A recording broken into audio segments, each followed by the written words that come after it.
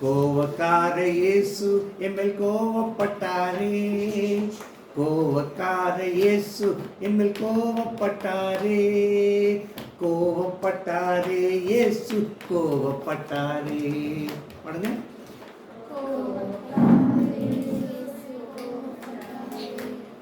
கோவக்கார இயேசு எம்மில் கோவப்பட்டாரே, கோவக்கார இயேசு எம்மில் கோவப்பட்டாரே, என்னோட நல்லதுக்கு கோவப்பட்டாரே, என்னோட நல்லதுக்கு கோவப்பட்டாரே. இயேசு நம்ம மேல கோவப்பட்டாருன்னா இது யாருக்காக? நல்லதுக்காக. சொல்லுங்க. ஏன் நல்லதுக்காக? சொந்த ரட்சகரா ஏன் நல்லதுக்காக இயேசு கோவப்பட்டாரு? எப்படி? ஏன் நல்லதுக்காக? சொல்லுங்க. கோவப்பட்டாரே இயேசு கோவப்பட்டாரே, கோவப்பட்டாரே இயேசு கோவப்பட்டாரே, என்னோட நல்லதுக்கு கோவப்பட்டாரே, நான் திருந்தி வாழ கோவப்பட்டாரே, என்னோட நல்லதுக்கு கோவப்பட்டாரே, நான் திருந்தி வாழ கோவப்பட்டாரே. கோவக்கார இயேசு பத்தி நீங்க பார்க்க போறோம்.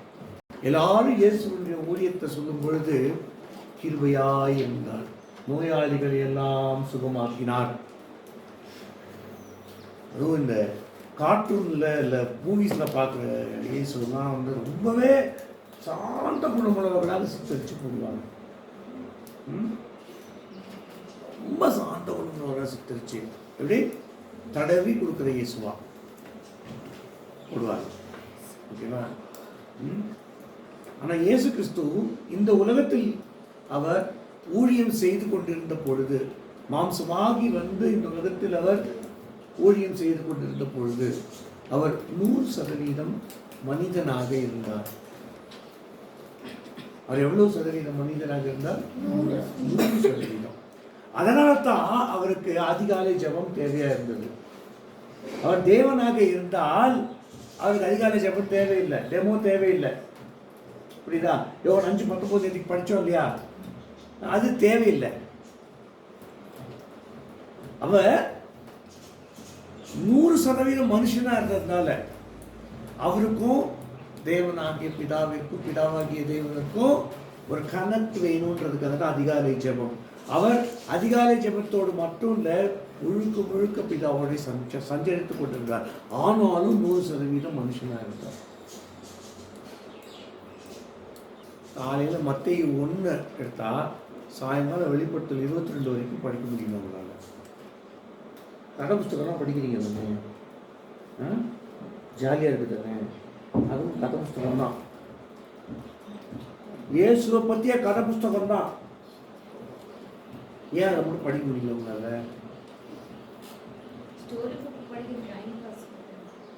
டிராயிங் பார்க்கறதுக்காகவா? டைம் பாஸ்க்காகவா? இது படிக்கலன்னா உன் டைம் பாஸ் ஆயிடும். உனக்கு கொடுக்கப்பட்ட டைம்குள்ள நீ இதை படிச்சு உள்ள ஏத்திக்கலாம், உன் டைமே பாஸ் ஆயிடும். பரவாயில்லையா? புரியுதா? டைம் பாஸுக்காக பைபிள் படிக்கக்கூடாது, ஒத்துக்கிறேன் நானு. ஆனால் படிக்கணும்னா டைமே பாஸ் ஆயிடுமே. காலம் தீதா இருப்பதினால் விரஜம் பட்டுக் கொள்ளுங்கள் அப்படின்னு வேறு நமக்கு சொல்லுது. புரியுதா? இயேசு என்ன செஞ்சாரு இந்த உலகத்துல அப்படின்றதுதான் அந்த 4 சுவிசேஷத்துல இருக்குது. ஓகேவா? இயேசு சொன்ன வார்த்தைகள்ல ஒரு சிலது அப்போஸ்தலர் நடபடிகள்ல இருக்கு, கொரிந்தியர்ல இருக்கு, அது சுவிசேஷத்துல இல்லாதது இருக்கு. ஓகேவா? அதெல்லாம் பார்க்க சொல்ல. 99% இயேசு சொன்ன வார்த்தைகள், இயேசு மாம்சமாகி இந்த உலகத்துல வந்து ஊழியம் செய்யும் போது இந்த வார்த்தைகள் 4 சுவிசேஷத்துல இருக்கு. ஸ்டோரி அது, Jesus story, story of Jesus. புரியுதா? சரி. இப்போ இயேசு கோவப்படுறாரு. ஏன் கோவப்படுறாரு அப்படிங்கிறதுக்கு உபாகமத்தில் பார்க்கலாம். முதல்ல எங்க பார்க்கலாம்? உபாகமம் எங்க இருக்கு? இயேசு மாம்சமாகி வரவே இல்லை பழைய ஏற்பாட்டில். பழைய ஏற்பாட்டில் இயேசு மாம்சமாகி வந்தாரா? வரல. ஆனால் இங்கே இருக்குது. நீங்க படிக்க வேண்டிய வசனம் 23:14. உபாகமம் 23:14. எல்லாரும் எடுத்து வச்சுக்கோங்க, அப்புறமா வாசிக்க தொடங்குங்க. எல்லாரும் எடுத்து வச்சுக்கோங்க. எல்லாரும் உபாகமம் 23:14 எடுத்து வச்சுக்கோங்க. அப்போ முன்னாடி இருக்கும். உபாகமம் முன்னாடி வரும். எடுத்துக்கணும். எல்லாரும் எடுத்து வச்சுக்கோங்க. எத்தனை இந்த பேஜ் நம்பர் சொல்லுங்க?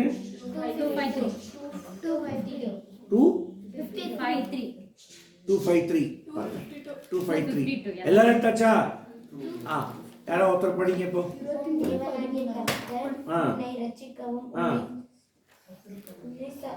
உன் சத்துருக்களை உனக்கு ஒப்பு கொடுக்கவும் உன்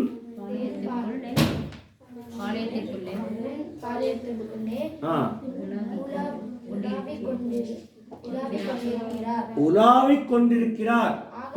போதும். உன் தேவனாகிய கர்த்தர் உன்னை ரட்சிக்கவும் உன் சத்துருக்களை உனக்கு ஒப்பு கொடுக்கவும் உன் பாளையத்திற்குள்ளே உலாவிக் கொண்டிருக்கிறார். சரி, இந்த உணர்வு நமக்குள்ள இருக்கா? நம்மளுடைய பாளையம் அது அத்தல்வாடி தான் நம்ம பாளையம். நம்ம இருக்கிற இடம் தான் நம்ம பாளையம். எனக்கு இன்னொரு உனக்கு பாலக்கோடு கரெக்டா, எனக்கு என் வீடு கரெக்டா, அதான பாளையம். பாளையம் என்ன? நாம் ரெசிடென்ஸ், நம்மளுடைய வீடு. சரதாவுக்கு மரணம் எழுதணுமா?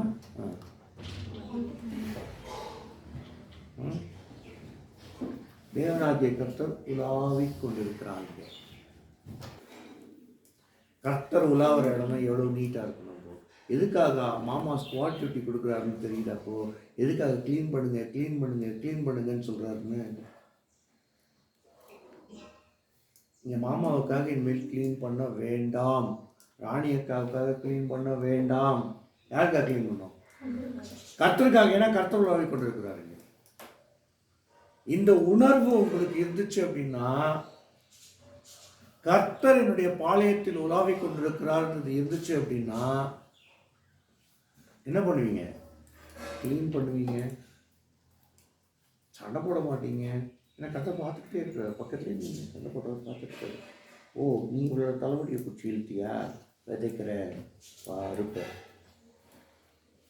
உன் புருஷன் தலைமுடியை பிடிச்சி இழுப்பான். நடக்குமா? சிரிக்காதீங்க. அண்ணன் சிரிக்கிறாரு, ஏன்னா அவர் பார்த்துருக்கிறார். அந்த மாதிரி விதை நீ விதைக்கிற, தேவையில்லாத சண்டை போடுறியா? தேவையில்லாத சண்டை போடுறியா? உங்க சொல்லுமா, தேவையில்லாத சண்டை போட்டு போவான். தேவையில்லாத சண்டை போட்டு ஒரு 4 மொத்துட்டு போவான். இப்படிப்பட்ட புருஷன் எனக்கு வாசிட்டாரே ஆண்டவரே அப்படின்னு அழுதுட்டு இருப்பேன். நீ விதைச்சது அப்பா இருப்ப. ஏன்னா தேவனாகிய கர்த்தர் எங்க இருக்கிறாரு? உன்னுடைய பாளையத்தில் உலாவிக் கொண்டிருக்கிறார். இந்த அறிவு இப்போ உங்களுக்கு இருக்குல்ல, இப்போ நான் சொல்றேன்ல, அது ஞானம் கிடையாது, அறிவு. ஓகேவா? நீ அறிகிறாய், தேவனாகிய கர்த்தர் இந்த பாளையத்தில் உலாவிக் கொண்டிருக்கிறார் என்று அறிகிறாய். இந்த அறிவு இல்லாதவங்க ஒரு காரியத்தை செஞ்சாங்க. இந்த அறிவு இல்லாதவங்க ஒரு காரியத்தை செஞ்சாங்க. இஸ்ரவேலர்கள் என்னும் தேவனுடைய ஜனம் செய்தது ஒரு காரியத்தை. என்ன காரியம் தெரியுமா? தேவாலயத்துக்கு உள்ளேயே வெளியில உள்ளேயே காசுக்காரர் பழக வச்சுட்டு காசு மாற்றிக்கிட்டு இருந்தாங்க. புறா விற்கிறவர்கள் இருந்தாங்க, ஆடு மாடுகள் விற்கிறவங்க இருந்தாங்க. இங்க தேவாலயத்து வெளியில இல்லை, உள்ள. யோவான் என்ற சுவிசேஷம் போங்க.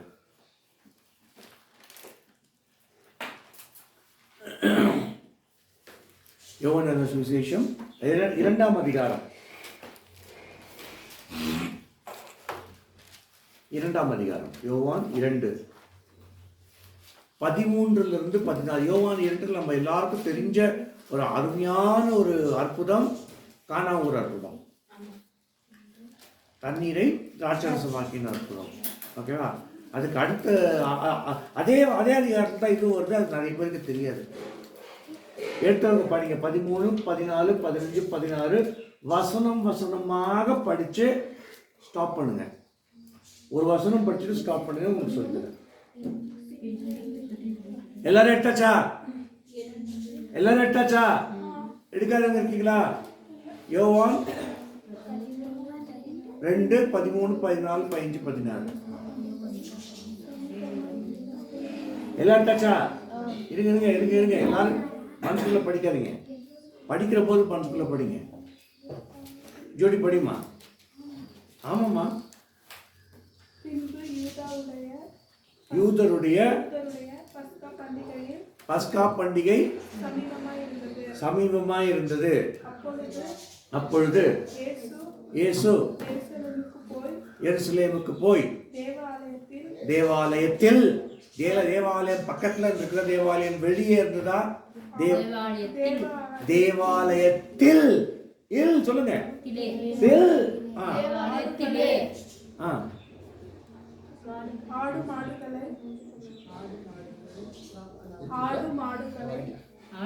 ஆடு மாடு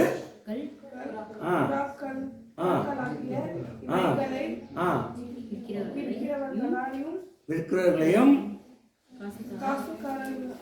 காசுக்காரரின்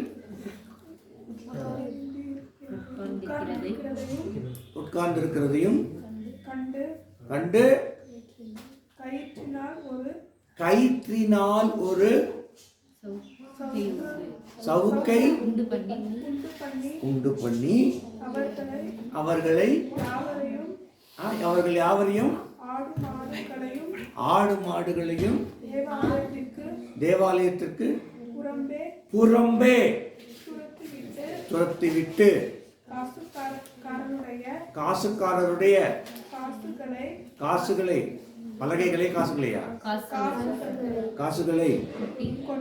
கொட்டி பலகைகளை கவிழ்த்து போட்டு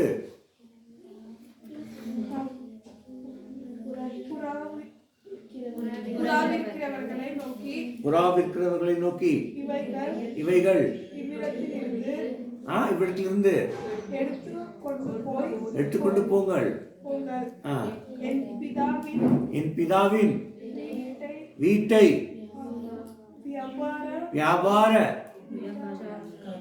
வீடாக்காதிருங்கள் என்றார்.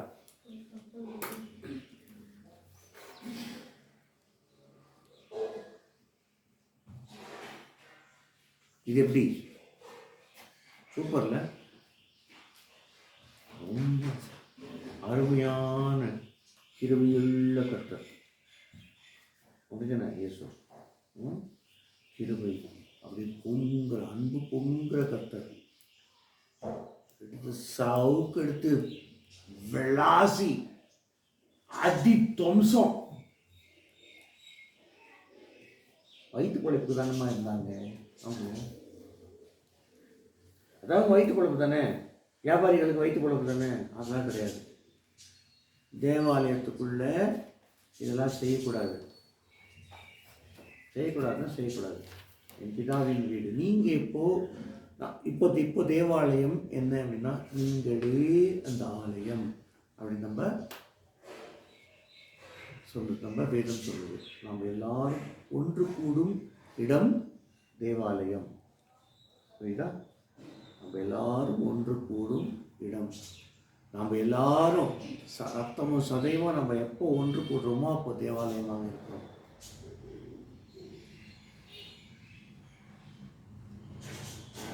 இப்போ வந்துடுது. நம்ம எல்லாரும் டிஸ்கஸ் பண்ணலாம். நாங்கள் எல்லாரும் டிஸ்கஸ் பண்ணலாம்.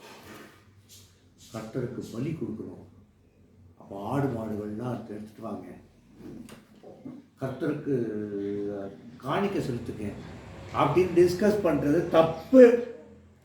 இப்போ சர்ச்சில் பண்ணுறாங்க. I'm sorry to say that. சர்ச்சில் பண்ணுறாங்க இதை. உன்னால் முடியலையா செய்யாத. உன்னால் முடிஞ்சதா வலதுகை இடதுகைக்கு தெரியாமல் பண்ணிக்கிட்டு போயிட்டே இரு.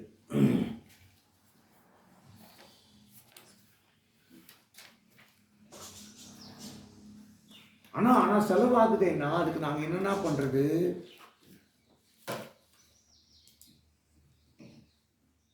இப்போ எல்லாரும் ட்ரிப்பு போக போகிறீங்க சென்னைக்கு, கரெக்டாக?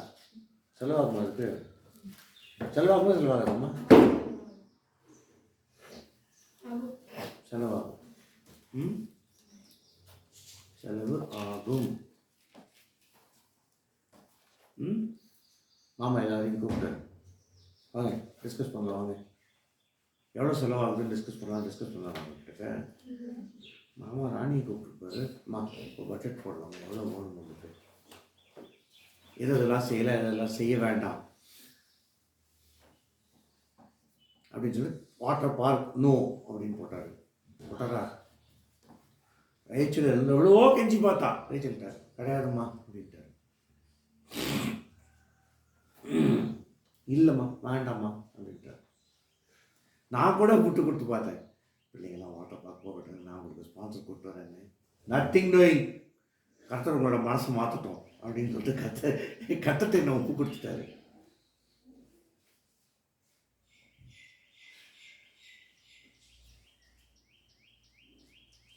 நாம் எப்போ ஒன்று கூடி வர்றோமோ அப்போ தேவாலயமாக இருக்கிறோம். அங்கே பிஸ்னஸ் இருக்கக்கூடாது.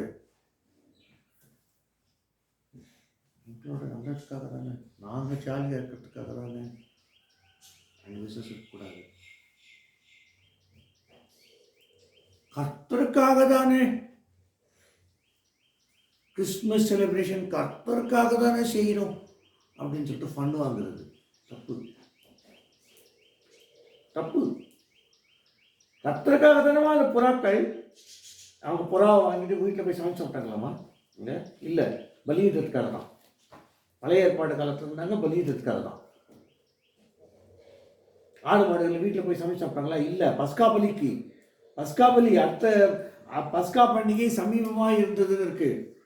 பஸ்கா பண்டிகை சமீபமாக இருந்ததுன்னா ஒவ்வொருத்தரும் ஒவ்வொரு வீட்டுக்காரரும் தேவாலயத்தில் போய் பஸ்கா பலி கொடுத்து அந்த பஸ்காவை தான் சாப்பிடணும். பஸ்கா அன்னைக்கு அந்த ஆட்டுக்குட்டி தான் சாப்பிடணும் பிரமாணத்தின்படி.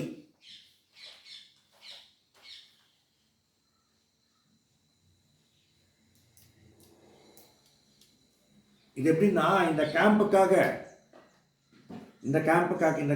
நமக்கு செலவாகுதா?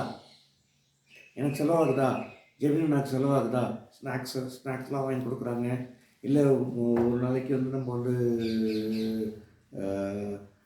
ஒரு ஃபுட்டு போடுறோம்னு வச்சுக்கோங்க, செலவாகுமா? செலவாகும்.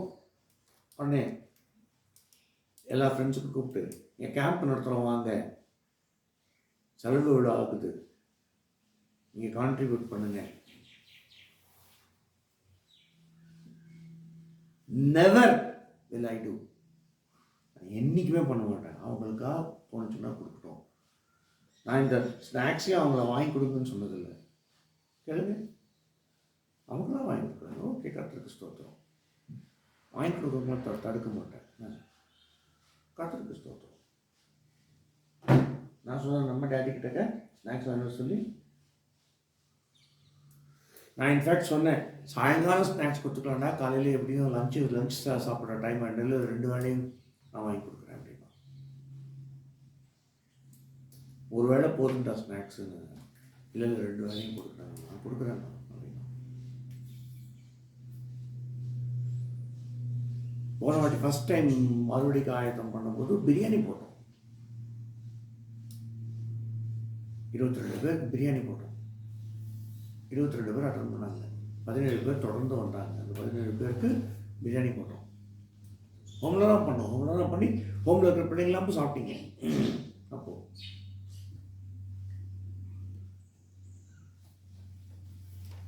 ஒருத்தட்டுக்கு 1 பைசா வாங்கலாம். காசு கொடுங்கன்னு கேட்கல. இயேசுவை போல் ஊழியம் செஞ்சா நாளைக்கு நீங்கள் ஒவ்வொருத்தரும் ஒரு ஒரு ஒரு ஒரு இதில் வந்து ஒரு ஒரு நிலைமையில் வந்து இயேசுவை போல ஊழியம் செய்வீங்க. இயேசுவை போல ஊழியம் செஞ்சால் காசு தான்னு கேட்கக்கூடாது, இன்னி மணி கேட்கக்கூடாது. யாராக இருந்தாலும் மாமாக்கிட்ட இருக்கிறவங்க எனக்கு ரொம்ப பிடிச்சது ஒரு விஷயம், வயலட்டக்கா கல்யாணம். வயலட்டக்கா யாருக்கெல்லாம் தெரியும், யாருக்கெல்லாம் தெரியாது? 1 2 3 எனக்கும் தெரியாது 4. வயலட்டக்கா தான் ஹோம்லேருந்து ஹோம் கல்யாணம் பண்ணி கொடுத்த முதல் அக்கா. வயலட் வில்லியம்ஸ் அவங்க பேர். ஹோம் கல்யாணம் பண்ணி கொடுத்த முதல் அக்கா. 5 சவரன் நகை போட்டு 5 பவுன் நகை போட்டு கல்யாணம் பண்ணி கொடுத்த முதல் அக்கா.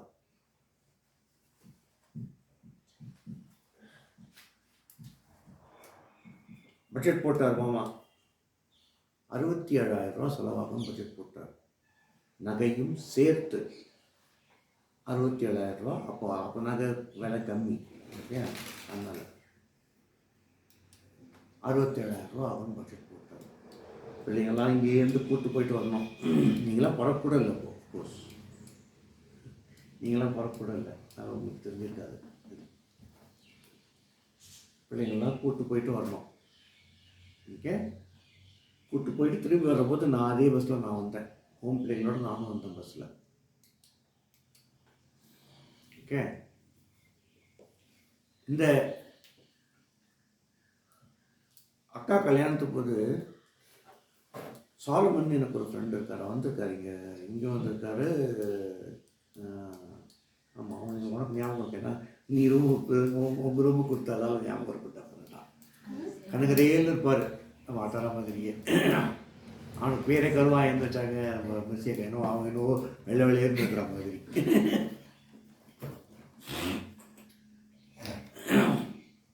ஓகே, அவங்க கருவாயின்னு வச்சாங்களா, அவள் தான் மில்கி கருப்பாக இருக்கிறான், ஒன்றும் இல்லை. விதைச்சாங்க அறுக்கிறாங்க, அவ்வளோதான்.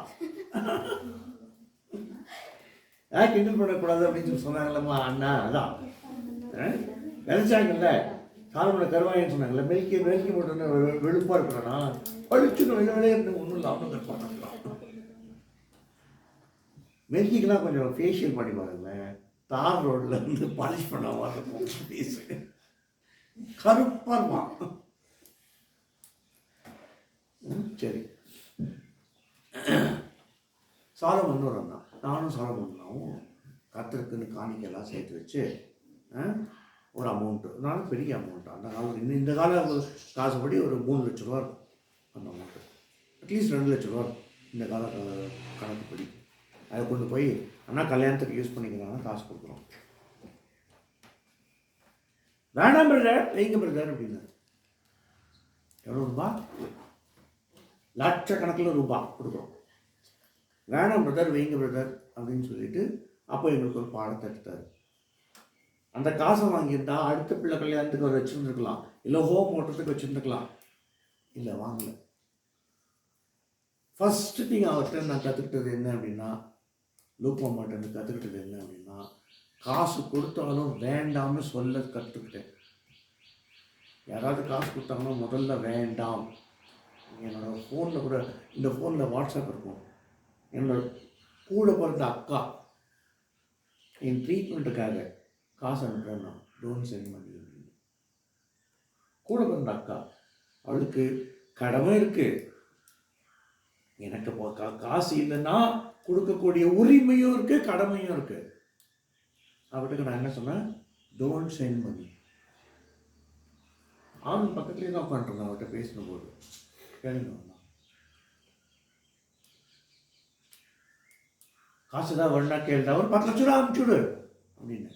என்ன காமெடி இப்படி பண்ணலையே அப்படின்னா, என்ன சும்மா இல்லை, காசுலாம் ஒன்றும் யார் காசு கொடுத்தாலும் வேண்டாம் அப்படின்றத மாமட்டத்தை கற்றுக்கிட்டு.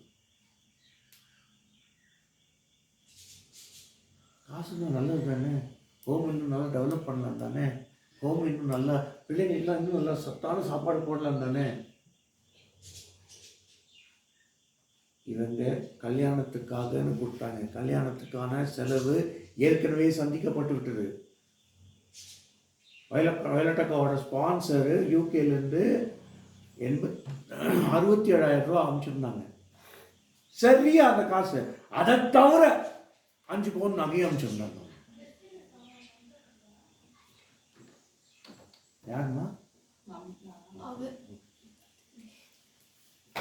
அதை தவிர அனுப்பிச்சிருந்தாங்க ஸ்பான்சர். கல்யாணத்துக்காகன்னு கொடுத்தாங்க. வேண்டாம் வைங்க அப்படி.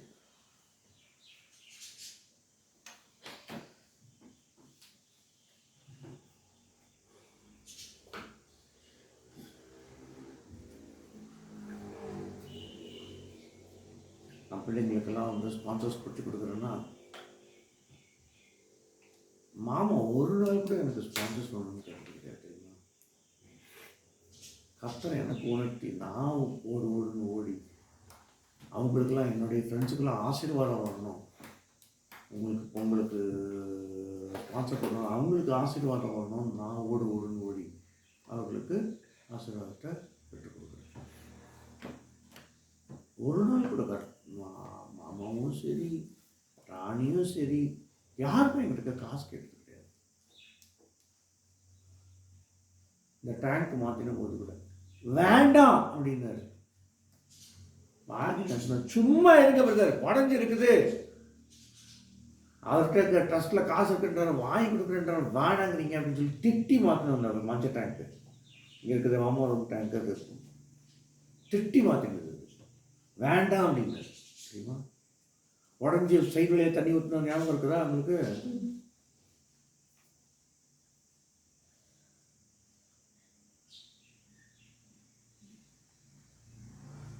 மாமா கிட்ட கற்றுக்கிட்ட பாடம் இல்லை. அதனால் உங்களுக்கு சாட்சியாக சொல்கிறேன். போன போனதுக்கு முந்தின வாரம் வரைக்கும் என் அக்கௌண்ட்டில் இருக்க காசு சொல்ல தெரியுமா? 10 ரூபா. உங்கள் அக்கௌண்ட்லாம் கூட ஜாஸ்தி காசு இருக்கும். ஸ்காலர்ஷிப் போட்டிருப்பீங்க உங்கள் அக்கௌண்ட்லாம். உங்கள் அக்கௌண்ட்டில் தான் இருக்கும். கவர்மெண்ட் ஸ்காலர்ஷிப் எல்லாத்துக்கும் செலவு பண்ணிட்டீங்களா? கவர்மெண்ட்ல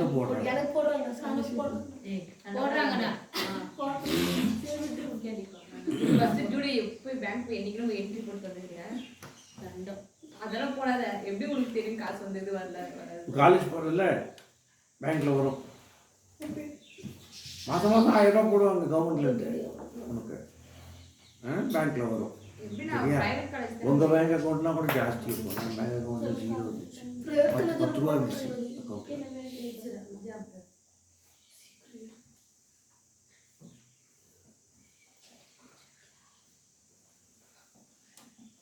எப்படி நான் 10 ரூபா வச்சுட்டு வந்தீங்கன்னு யாராவது கேட்டீங்களா?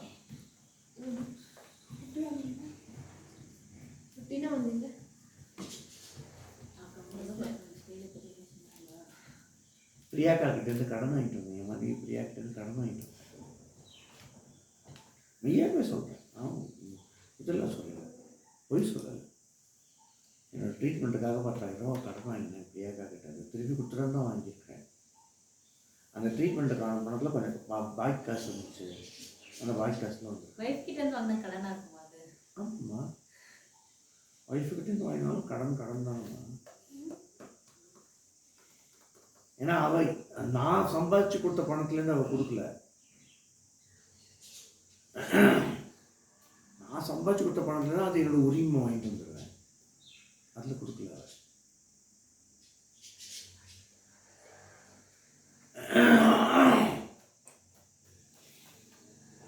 உங்கள் ஊழியத்தில் இப்படி எப்பவுமே இருக்கக்கூடாது. இப்படி தான் இருக்கணும். கொடுக்குற கையாக இருக்கக்கூடாது. வாங்குகிறதை பார்க்கிலும் கொடுப்பதே அப்படின்னு கர்த்தராகிய இயேசு கிறிஸ்து சொன்னதாக அப்போஸ்தலராகிய பவுல் சொல்றார். வாங்குகிறதை பார்க்கிலும் கொடுப்பதே.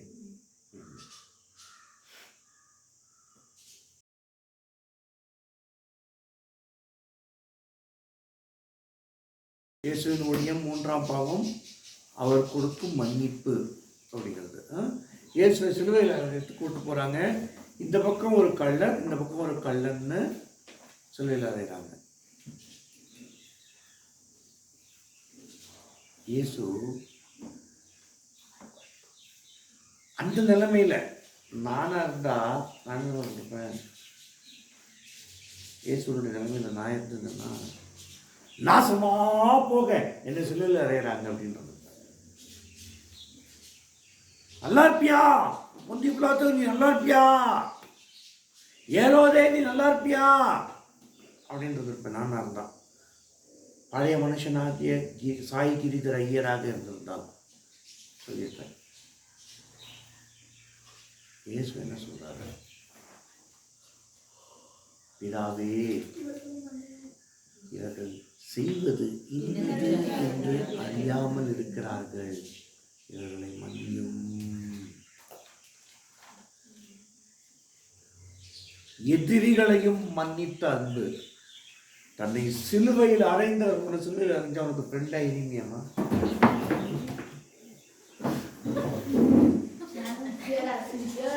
உன்னை யாராவது சிலுவையில் அறைஞ்சா உனக்கு ஃப்ரெண்டா இனிமையா? ஃப்ரெண்டா இனிமையா? இனிமை. எதிரிகளையும் மன்னித்த அன்பு. நேற்று பார்த்தோம் சீஷர்களை முட்டு கொடுத்த அன்பு பார்த்தோம். சீஷர்களுக்கு விட்டு கொடுக்காத அன்பு, எதிரிகளையும் மன்னிக்கும் அன்பு இயேசுனுடைய அன்பு. அப்படி ஊழியம் செய்யணும். நம்ம இயேசுவை சொல்றாரு, ஒரு கண்ணத்தை அறிந்தால்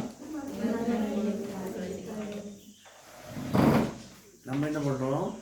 ஒரு கண்ணத்தில் முத்தமிட்டால் இன்னொரு கண்ணத்திலும் முத்தமிடு அப்படின்னு நான் கேட்கிறோம். வாலி பிள்ளைங்க அப்படிதானே பண்ணுறீங்க. நான் பிசிலாட்ட சொல்லணுமா? பிசிலாட்ட போயிட்டு இங்கே ஒரு ரூபா கொடு, இங்கே ஒரு ரூபா கொடு, இங்கே வேறு எதாவது நினச்சிக்கிட்டீங்கன்னா உங்களுடைய தலையில் இருக்குது அந்த குப்பை. வேறு எதாவது நினச்சிங்க, ஏய் போய் சொல்லக்கூடாது. வேறு எதாவது தானே நினச்சிங்க?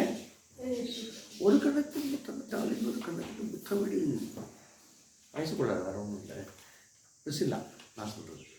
குழந்தை, ஒரு குழந்தை இங்கே உமா கொடுத்தா இங்கேயும் உமா கொடு எப்படி சொல்கிறோம்ல. ஆனால் இயேசு என்ன சொல்கிறாரு? பராமத்தை காமிச்சுட்டாக்கா ஆல்சோ கிட்னியும் இப்படி அடிச்சா என்ன சொல்லணுமா? ப்ளீஸ் கிட்னி இயர் ஆல்சோ அப்படின்னு சொல்லணும். சொல்லுவியா? சொல்லுவியா?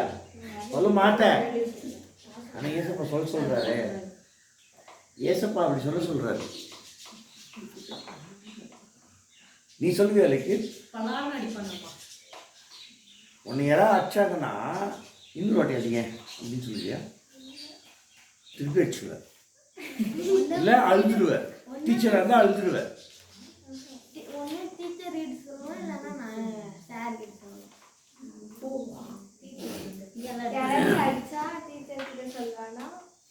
ஓகே, இல்லை திருப்பி அடிச்சுடுவேன்.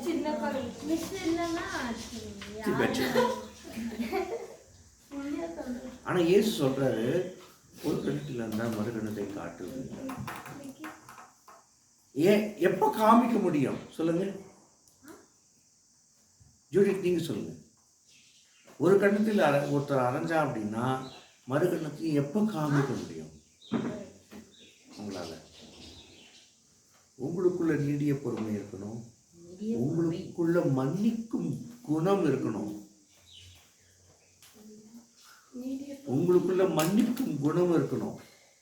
அப்பதான் காமிக்க முடியும் குணம். இன்னைக்கு செஞ்சியே அப்படின்றது மன்னிக்கும் குணம் கிடையாது. List of wrongs.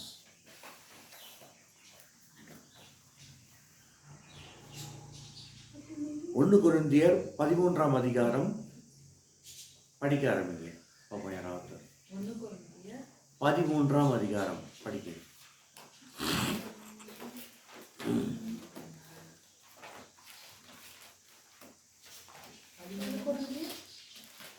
13 படிக்க. 13 ஒன்றுலேருந்தே படிங்க. நான் மனுஷர் பாஷைகளையும் தூதர் பாஷைகளையும் பேசினாலும் அன்பு எனக்கு இராவிட்டால் சத்தமிடுகிற வெண்கலம் போலவும் ஓசையிடுகிற கைத்தாளம் போலவும் இருப்பேன்.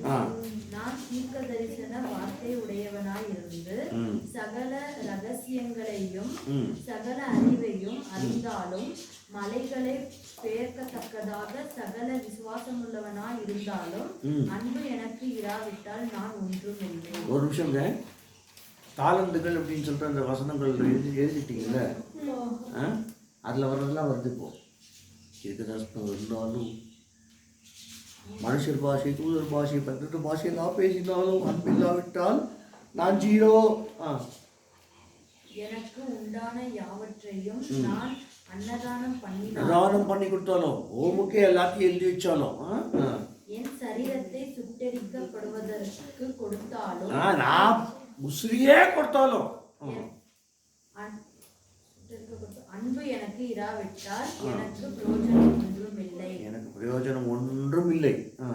அன்பு நீடிய சாந்தம் தயவும் உள்ளது. தயவு.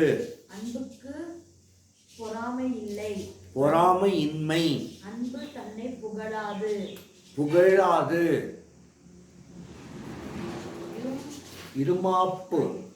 இருமாப்பாயிராது.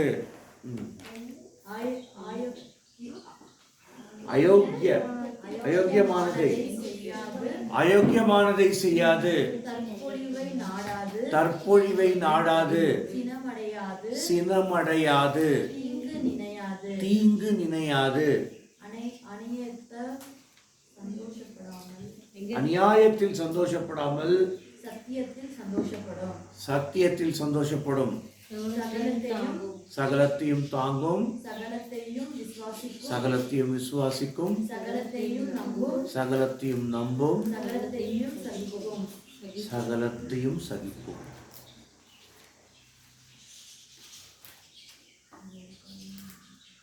தேவன் அன்பாகவே இருக்கிறார்னு பார்த்தோம் இல்லையா? உங்களுக்குள்ள தேவ அன்பு இருந்ததுன்னா இதெல்லாம் செய்யுங்க. உங்களுக்குள்ள தேவ அன்பு இருந்ததுன்னா இதெல்லாம் செஞ்சீங்கன்னா மன்னிப்பு ஆட்டோமேட்டிக்கா வருதுங்க. எதிரிகளையும் மன்னிக்கும் அன்பு ஆட்டோமேட்டிக்கா வரும். சகலத்தையும் தாங்கும். அதையும் தாங்கினார். எதையும் தாங்கினார் இயேசு? சிலுவையில் அறையும் பொழுது இந்த புறம் ஒரு கள்ளன், அந்த புறம் ஒரு கள்ளன், அதையும் தாங்கிக்கிட்டே சொல்றாரு, அப்பா இவங்க என்ன செய்யறாங்கன்னு தெரியலப்பா, இவங்களுக்கு மன்னிச்சிருங்கப்பா.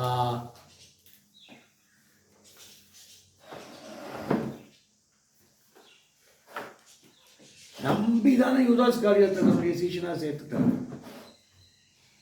சகலத்தையும் நம்பும். அதுக்கு முன்னாடியே சேர்த்த உடனே ஆண்டவர் சொல்லிவிட்டாரு, அவங்க இவ்வளோ காட்டி கொடுக்க போகிறேன். ஆனாலும் வச்சிருந்தார் கடைசி வரைக்கும்.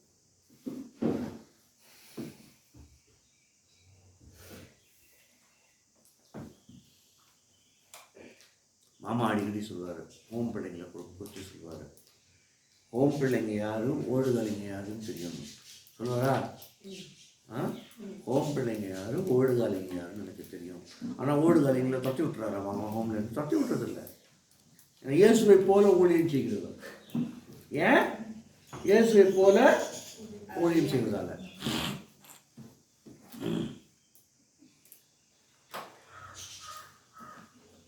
சகலத்தையும் தாங்கும், சகலத்தையும் விசுவாசிக்கும், தீங்கு நினையாது. It will not have a list of wrongs. நம்ம அறியாமல அயோக்கியமானதை லிஸ்ட் ஆஃப் ராங்ஸ் அப்படின்னா இங்கிலீஷ்ல அழகா.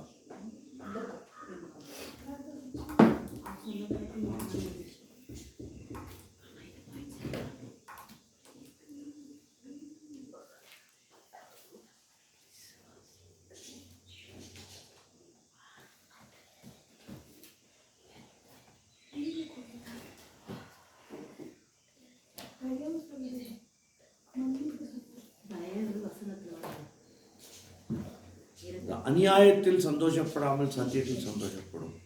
அதெல்லாம் வந்து list of wrongs. It list wrongs. நீ இப்படி தப்பு பண்ணிட்ட, நீ இப்படி தப்பு பண்ணிட்ட, நீ இப்படி தப்பு பண்ணிட்ட அப்படின்னு சொல்லாது அன்பு. அதை தாங்கும். அப்பா உங்களால் சொல்ல முடியுமா, யாராவது உங்களை அடிக்கும் பொழுது, இயேசு கிறிஸ்துவின் நிமித்தமாக நீங்கள் அடி வாங்கும் பொழுது, அப்பா இயேசு கிறிஸ்துவ நிமித்தமாக என்னை அடிச்சிட்டாங்கப்பா, ஜாலியாக இருக்கிறேன்னு அப்போஸ்தலர்கள் செஞ்சாங்க. கர்த்தராகிய இயேசு கிறிஸ்துவின் நாமத்து நிமித்தம் தாங்கள் அடிக்கப்படுவதை, ஹலோ, கர்த்தராகிய இயேசு கிறிஸ்துவின் நாமத்து நிமித்தம் தாங்கள் அடிக்கப்படுவதை சந்தோஷமாக எண்ணினார்கள் இருக்கு அப்போஸ்தலர் படிக்கிறது. Will you be happy? Hello? Will you be happy? நீ அடி வாங்குற போது you will not be happy. அப்போஸ்தலர் படியில் அப்போஸ்தலர்கள் எப்படி இருந்தாங்களாம், கர்த்தராகிய இயேசு கிறிஸ்துவின் நாமத்து நிமித்தம் அடிபட்டதுக்காக சந்தோஷப்பட்டார்கள். ஏமா உனக்கு நல்லா அடி விழுது, உங்களுக்கு ஒரு இது காமிக்கிறேன், உங்களுக்கு ஒரு விஷயம் காமிக்கிறேன்.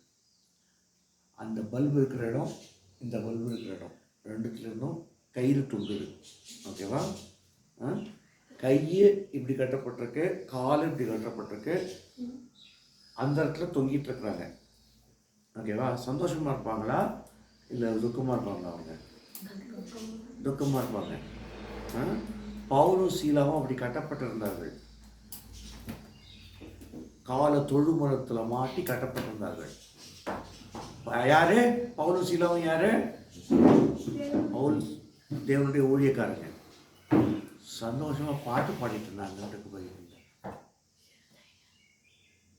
பைபிள் எப்படி இருக்கு? ஒருவன் சந்தோஷமா இருக்கும்போது சங்கீதம் பாடக்கடை வந்து பைபிள் இருக்குது. அவன் பாட்டு பாடிட்டு இருந்தாங்க இருக்குது பைபிள். அவன் பாட்டு பாடும்பொழுது பூமி அசைந்து இவங்க விலங்கெல்லாம் முறிந்தது.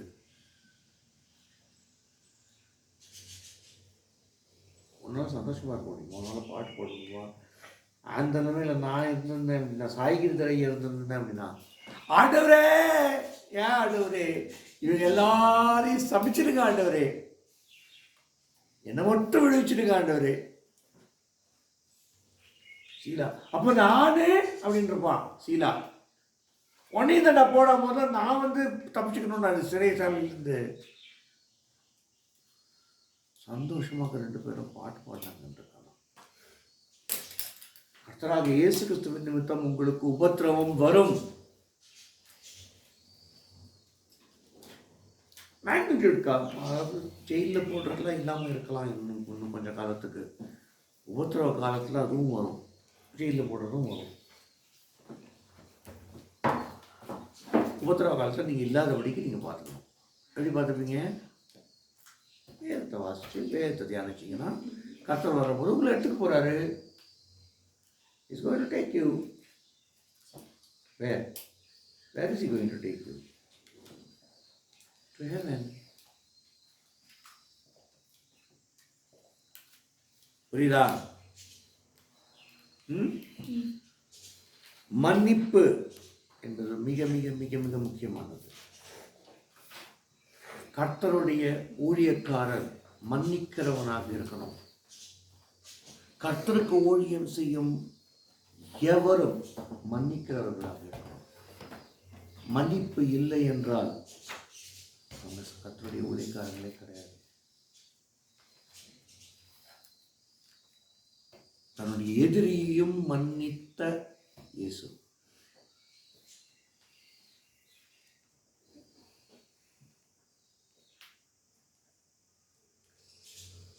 மன்னிச்சு அவர் வந்து மன்னியும் அப்படின்னு ஜெபம் பண்ணுறதுக்கு ஏதாவது ரீசன் இருந்துச்சா, தேவை இருந்துச்சா? அதாவது பிதாவின் சித்தம் சிலுவையில் மறிக்கணும்னு கரெக்டாக அக்கிரமக்காரர்கள் ஒருவராக என்ன பண்ணணுன்றது வந்து வேத வாக்கியம் நிறைவேறிற்று கரெக்டாக. இவங்களை மன்னியும் அப்படின்னு பிதா கிட்ட வேண்டிக்கணும்னு ஏதாவது ஒரு தேவை இருந்துச்சா இயேசுவுக்கு? எல்லாம் எழுதினபடி தான் நடக்குது. ஆனாலும் நான் மன்னிப்பேன், ஆனாலும் மன்னியும்னு வேண்டிக் கொள்வேன்.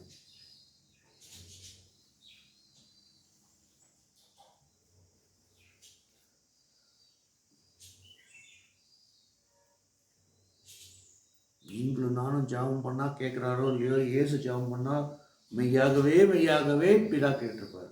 கேட்டு வர மாட்டோமா? பண்ணவும் பண்ணிருப்பார்.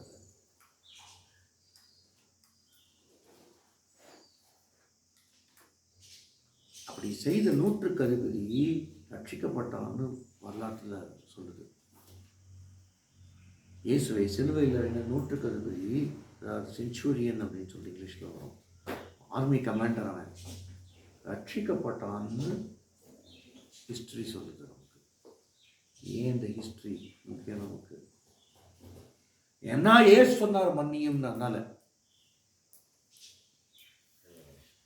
ஏசு சொன்னார், பிதாவே இவர்கள் செய்வது இன்னதென்று அறியாது இருக்கிறார்கள், இவர்கள் மன்னியும் ஏசு சொன்னார். இயேசு சொன்னது பிதா கேட்டு மன்னிச்சிட்டாரு, ரட்சிக்கப்பட்டான்.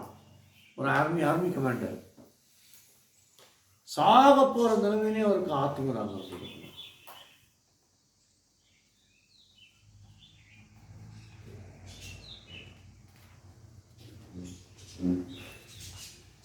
எதிரிகளையும் மன்னிக்கும் நமக்கு இருக்கா? நமக்கு இருந்தால் நம்ம இயேசுவை போல மாறிக்கொண்டிருக்கிறோம்னு அர்த்தம். நமக்கு இருந்தால் நாம இயேசுவை போல் மாறிக்கொண்டிருக்கிறோம் அர்த்தம். இங்கே உட்காந்துருக்கிறவங்க நான் பேர் சொல்லலை, ஆனால் உங்களுக்கே தெரியும், என்னை எவ்வளோ கிண்டல் பண்ணியிருக்கீங்க, என் கால் விட கிண்டல் பண்ணியிருக்கீங்க. உங்களை மன்னிக்கல அப்படின்னா எங்கள் கூட்டி சேர்த்து வச்சு உட்காந்துருக்கவே மாட்டேங்க.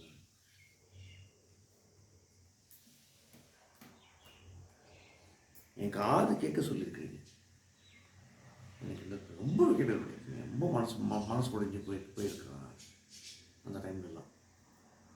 ரொம்ப நாள் ஆகலை, ஒரு வருஷம் முன்னாடி.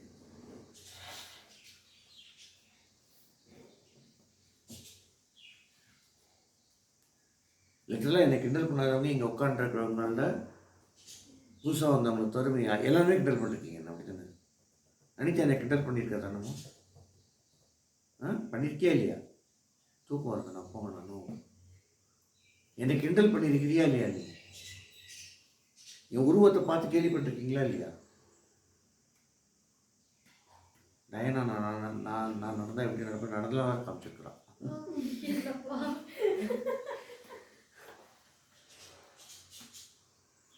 ஆல்மோஸ்ட் எல்லாரும் எனக்கு கிண்டல் பண்ணிருக்கீங்க. மன்னிக்கலன்னா வர முடியாது. நீங்கள் ஒருவர் உங்களுக்கு எதிராக செய்யும் பாவங்களை நீங்கள் மன்னியாதிருந்தால் பரலோகத்தில் இருக்கிற பிதா உங்களுடைய பாவங்களை மன்னியாதிருப்பார்னு இயேசு சொல்றார். நீங்க மன்னிச்சீங்கன்னா தான் உங்களுக்கு மன்னிப்பு அப்படிங்கிறார். இப்போ பாருங்க, உங்களுக்கு மன்னிப்பு எப்போ? only when you forgive, you will be forgiven. Forgive to be forgiven. நீ மன்னிச்சாதான். அன்னைக்கு ஒரு நாளைக்கு நீ என்னை எப்படி பேசினல்ல அப்படின்னு என்னைக்கு சொல்றியோ மன்னிக்கலன்னு அர்த்தம். உன்னுடைய பாவங்களும் மன்னிக்கப்படாதுங்க. சொல்கிறோமா இல்லையாம்மா? ஓகே சொல்லுமா, சொல்கிறோமா இல்லையா? அப்போ அதை லிஸ்டெல்லாம் முதல்ல அழிச்சிடுங்க. உங்களுடைய மைண்ட்லேருந்து அழிச்சிடுங்க. எரேசர் போட்டு எப்படி பென்சில் அழிக்கிறோமோ அதெல்லாம் அழிச்சிடுங்க. கஷ்டம்தான் அழிக்கிறது, ஆனால் முடியும்.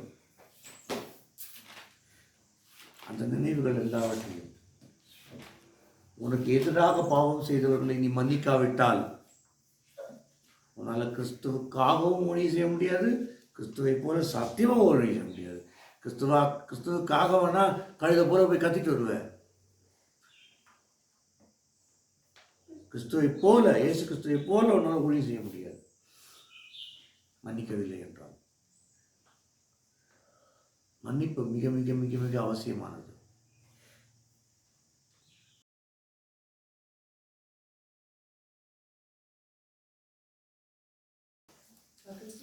ஊழிய வகைகள். ஓகே,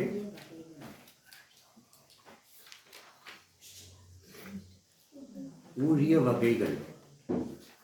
1 கொரிந்தியர் 12ஆம் அதிகாரத்துல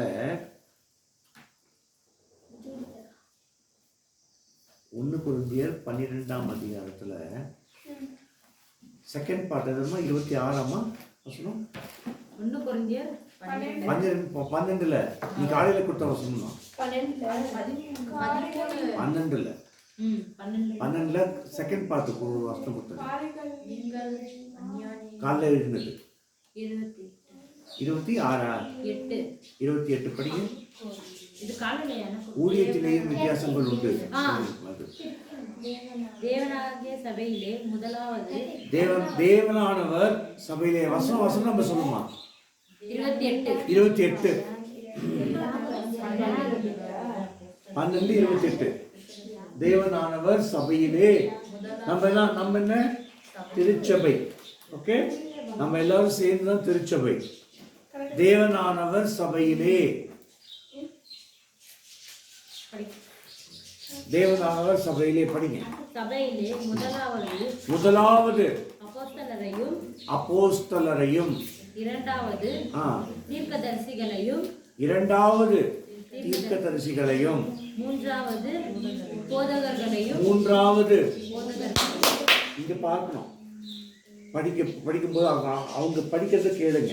ஓகே, நீங்க படிக்க வேண்டாம். ஓகே, முதலாவது அப்போஸ்தலர்களையும், இரண்டாவது தீர்க்கதரிசிகளையும், மூன்றாவது போதகர்களையும், பின்பு அற்புதங்களையும், பின்பு குணமாக்கும் வரங்களையும், ஊழியங்களையும்,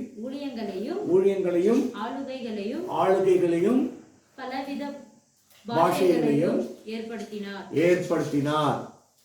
தேவன் எப்படி ஏற்படுத்தி இருக்கிறாரு? முதல்ல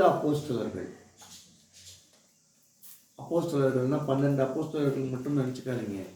யாரெல்லாம் இந்த திருச்சபையிலிருந்து வெளியே சென்று நற்செய்தியை அறிவிக்கிறீர்களோ, யாரெல்லாம் சுவிசேஷம் சொல்கிறீர்களோ, அப்போ அப்படின்னா வெளியே, ஸ்டெல்லோ அப்படின்னா மெசேஞ்சர், வெளியே அனுப்பப்பட்ட செய்தியை கொண்டு செல்பவர்னு அர்த்தம். அப்போஸ்தலர்னா என்ன அர்த்தம்? வெளியே, திருச்சபைக்கு வெளியே அனுப்பப்பட்டு செய்தியை கொண்டு செல்பவர். என்ன செய்தி நீங்க கொண்டு செல்றீங்க? இயேசு நல்லவர், இயேசு அற்புதம் செய்கிறவர் இல்லையா? இயேசு நமக்காக சிலுவையில் மரித்தார். நற்செய்தியா இல்லையா? அது நற்செய்தியா இல்லையா? அப்போ நீங்க இங்கிருந்து திருச்சபையிலிருந்து வெளியே போய் எப்போ சுவிசேஷம் சொல்றீங்களோ அப்போ நீங்க யாரா இருக்கீங்க? அப்போஸ்தலனாக இருக்கீங்க. அப்போஸ்தலன் தான் உடனே நீங்க என்ன பண்ற நினைச்சுக்கூடாது. பேதுரு, யோவான், யாக்கோபு 12 அப்போஸ்தலர்கள் நாமங்கள் யாருன்னு என்ன? எல்லாருமே அப்போஸ்தலர்கள். எப்பொழுது செய்தியை கொண்டு செல்லுகிறீர்களோ, இயேசு நல்லவர் என்ற செய்தியை எப்பொழுது வெளியே கொண்டு செல்லுகிறீர்களோ, அப்போஸ்தலர்களாக நீங்கள் இருக்கிறீர்கள். ஓகே, முதல் பிளேஸ் யாருக்கு? திருச்சபையில் அப்போஸ்தலருக்கு. முதல் பிளேஸ் யாருக்கு? அப்போஸ்தலருக்கு. அடுத்த பிளேஸ் யாருக்கு? தீர்க்கதரிசிகள். தீர்க்கதரிசனம்னா என்ன? What is a prophecy? முதல்ல தீர்க்கதரிசனம் என்னன்னு தெரிஞ்சுக்கங்க.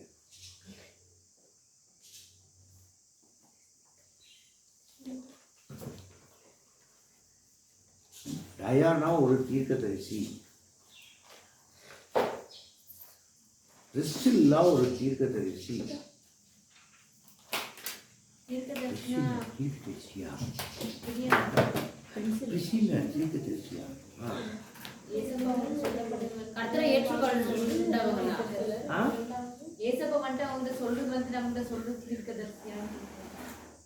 Very good. ஒரு வகையான தீர்க்கதரிசி. ஆமா, பயா மீடியா அப்படிம்பாங்க. நடுவில் ஒரு ஆள் மிடில் மேன். ஓகே, அவங்க தீர்க்கதரிசி. ஏசப்பா வந்து என்ன சொல்கிறாரு அப்படிங்கிறத சொல்கிறவங்க தீர்க்கதரிசி. கரெக்ட். பிரசங்கம் பண்ணுறாங்கல்ல, அவங்க தான் தீர்க்கதரிசிகளை போகும். அந்த தேவனுடைய வார்த்தை தானே கொடுக்குறாங்க அவங்க. கரெக்ட். வேறு யார் தீர்க்கதரிசி? நான் பிரிசில்லா தீர்க்கதரிசின்னு சொன்னேன். நம்ம பிரிசில்லா அவளை பற்றி யார் சொல்றாங்களோ அவங்க தீர்க்கதரிசி. அவர் சொன்னா பிரிசில்லா அவங்கள்ட்ட தனியாக இருக்கிறவங்க என்ன பண்ணுறான்? பாடிக்கிட்டு என்ன பாடுறான்? பேசஞ்சாரு. பாடுதலும் தீர்க்க தரிசன வரம். பாடுதல் தீர்க்க தரிசன வரம். நான் சொல்லலை, பைபிள் சொல்லுது. ஆமாம், அதேதான். மேலும் சுரமண்டலங்களாலும் தம்புருக்களாலும் கைத்தாளங்களாலும் தீர்க்க தரிசனம் சொல்லுகிற கர்த்தர் உங்களுக்கு உரைக்கிறார் சொல்லுவாங்களா? தேவவசனத்தை அப்படி சொல்லுவாங்களா? இல்லை, பாட்டு பாடுறாங்க அவங்க. அவங்களை என்ன சொல்லுது? வேதம் தீர்க்க தரிசனம் உரைக்கிற ஏமான், ஆசாப், எதுத்தூத் என்பவர்களின் குமாரர்களில் சிலரை. இப்போ பாட்டு பாடுறது தீர்க்க தரிசனம் உரைத்தல். அதனால தான் பிரிசில்லாவை தீர்க்க தரிசி அப்படின்னு சொன்னேன். யாருக்கு பாட்டுனா ரொம்ப இஷ்டம்? ஜிங்கிச்சான் மஞ்சள் கலர் லுங்கி தான். இந்த பாட்டில் இஷ்டமா? இந்த பாட்டில் இஷ்டமா? வேற எந்த பாட்டில் இஷ்டம்? பம்பர கண்ணாலே சுந்தரி உன்னாலே அதில் இஷ்டமா? எனக்கு புது புது சினிமா பாட்டுக்கு தெரியாது. அதெல்லாம் இப்போ பண்ணிட்டேன்.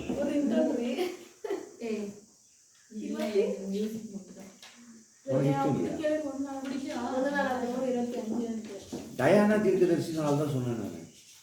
சின்ன வயசுல லாலா லாலான்னு பாடம். அது பேரே லாலா.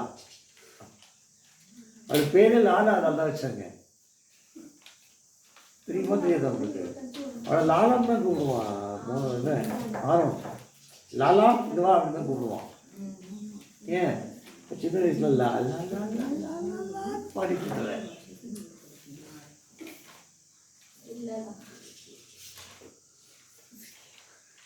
பாட்டு பிடிக்காதவங்க ரொம்ப கம்மிமா. பாட்டு பிடிக்காதவங்க ரொம்ப கம்மி. ஆனால் எல்லாரும் திருச்சபையில் தம்புருக்களால், கைத்தாளங்களால், சுரமண்டலங்களை வாசிச்சுட்டு, கீபோர்டை வாசிச்சுட்டு, கிட்டாரை வாசிச்சுட்டு பாடுறாங்களா? பாடுறதில்லை. பாடுறதில்லை. ஜிலிங்ஸ் வந்து நான் கொடுத்தாலே வாங்கினான்றீங்க எல்லாம். வரம் கிடையாது.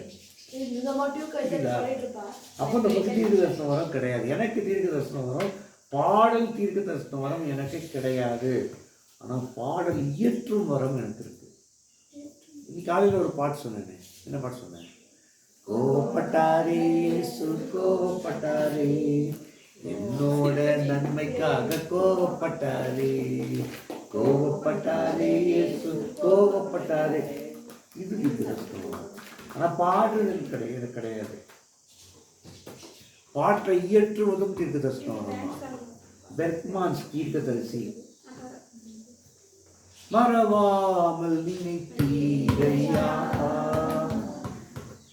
மனதார நன்றி சொல்லே, இரவும் பகலும் என்னை நினைத்து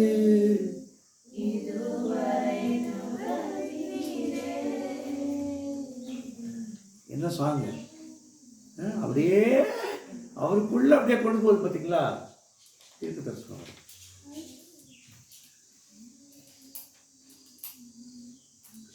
புரியுதா? சபையிலே முதலாவது அப்போஸ்தலர்கள் வெளியில போய் செய்தியை சொல்லி திருச்சபைக்குள் சேர்க்கிறவர்கள் தான் ஃபர்ஸ்ட் பேர். யாருக்கு? அப்போஸ்தலர்களுக்கு தான்.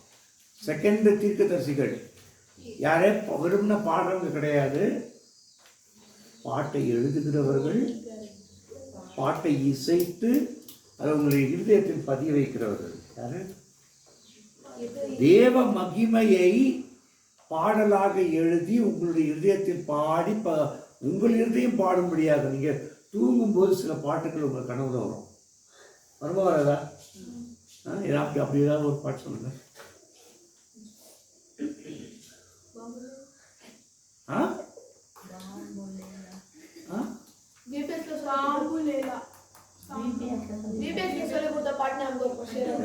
ஓகே, உங்களுக்கு எனக்கு எனக்கு ஞாபகத்துக்கு வந்தோன்னு திரும்ப பண்ணுவேன். இந்த மாதிரி பாடல் ஞாபகத்துக்கு வந்தோன்னு திரும்ப அடுத்த நாள் எழுந்து அதுக்கான வேத வசனத்தை தேடுவேன், தேடி அதை வாசிப்பேன். ஓகே, இப்போ சொல்லுங்க, தீர்க்கதரிசினா யாரு? பாட்டு பாடுறவங்க, பாட்டு சிக்கிறவங்க, பாடலை எழுதுகிறவங்க, இவங்கெல்லாம் தீர்க்கதரிசிகள். ஓகே, அடுத்தது தேர்ட் யாரு? போதகர்கள், டீச்சர்ஸ். ஓகே, டீச்சர்ஸ், பைபிளை உங்களுக்கு விளக்குகிறவர்கள். இவ்வளோ ஊழியம் இருக்குன்னு சொல்லி உட்காந்து விளக்கிட்டு இருக்கிற மாட்டீங்களா? இது என்னுடைய அபிஷேகம்.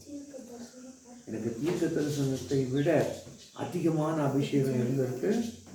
போதகனாக இருக்கிறது தான். புரியுதா? உங்களுக்கு புரியும்படியாக, லிக்கித்துக்கு புரியும்படியாக, இந்த பிள்ளைக்கு புரியும்படியாக. இந்த பிள்ளையை நீ கற்றுக்கிறோம், இன்னைக்கு இந்த பிள்ளையும் கற்றுக்கணும். சின்ன பிள்ளை, எத்தனாவது போகிறேன்? ஃபர்ஸ்ட் ஸ்டாண்டர்ட் போகிறேன், செகண்ட் ஸ்டாண்டர்ட் போகிறேன். இந்த பிள்ளையும் கற்றுக்கணும். இந்த பிள்ளைக்கும் வேஸ்ட் ஆகக்கூடாது. காலேஜ் போகிற ஜூடியத்துக்கும் வேஸ்ட் ஆகக்கூடாது. இந்த கேம்ப் கரெக்டாக எல்லாருக்கும் ஒரு கற்றல் இருக்கணும்.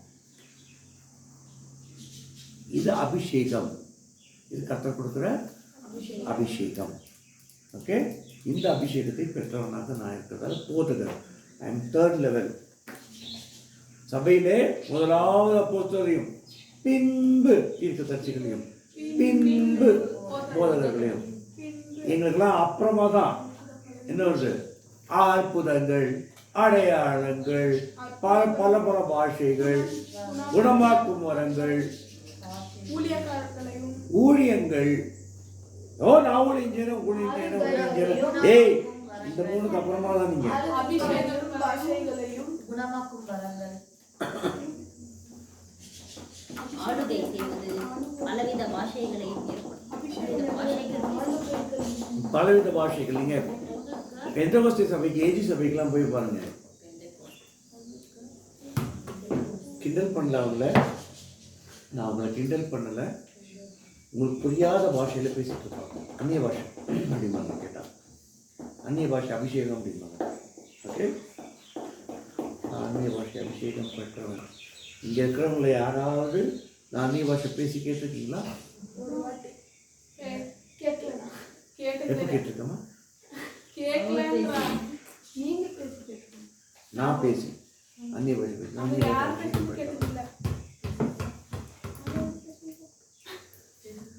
நான் அந்நிய பாஷை அபிஷேகம் பெறும் பொழுது ஜூடித் வயசு எனக்கு. நீ எப்படி சொல்கிறேன்? I'm serious. உங்களுக்கு சாட்சி வேணும்னா ஆரோக்கியதாஸ் அங்கிள் வந்தார்ல, ஆரோக்கியதாஸ் அங்கிள் ஒரே ஒரு நாள் வந்து இதே மாதிரி ஒரு கேம்ப் ஒன்று நடத்தினார். சுவிசேஷ ஊழியம் நடத்தினார் அவர், ஆரோக்கியதாஸ் அங்கிள். அவர் கேட்டு பாருங்க. அந்நிய பாஷை அபிஷேகம் எனக்கு கிடைச்சது when I was 18.5, 19 years old. ஜோடித்தோ வயசு எனக்கு அந்நிய பாஷை அபிஷேகம் கிடைக்கும்.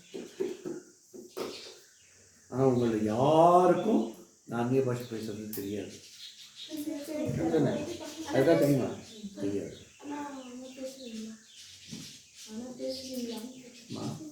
அந்நிய பாஷை அபிஷேகம் இருக்கிறது. உங்கள் முன்னாடி பேசக்கூடாதுன்னு பைபிள் சொல்லுது, அதெல்லாம் பேச மாட்டேன். நான் தேவனோட பேசும்போது அந்நிய பாஷையில் பேசிப்பேன். எனக்கு என் டேடிக்கும் நடுவில் அது. எனக்கு அபிஷேகம் இருக்குன்றதே நிறைய பேருக்கு தெரியாது. வரங்கள்னா அப்படி இருக்கணும் உங்களுக்கு. ஏன்னா வேதத்தின் படி இருக்கணும் உங்களுக்கு இருக்கிற வரங்கள். நீ பாட்டுக்கு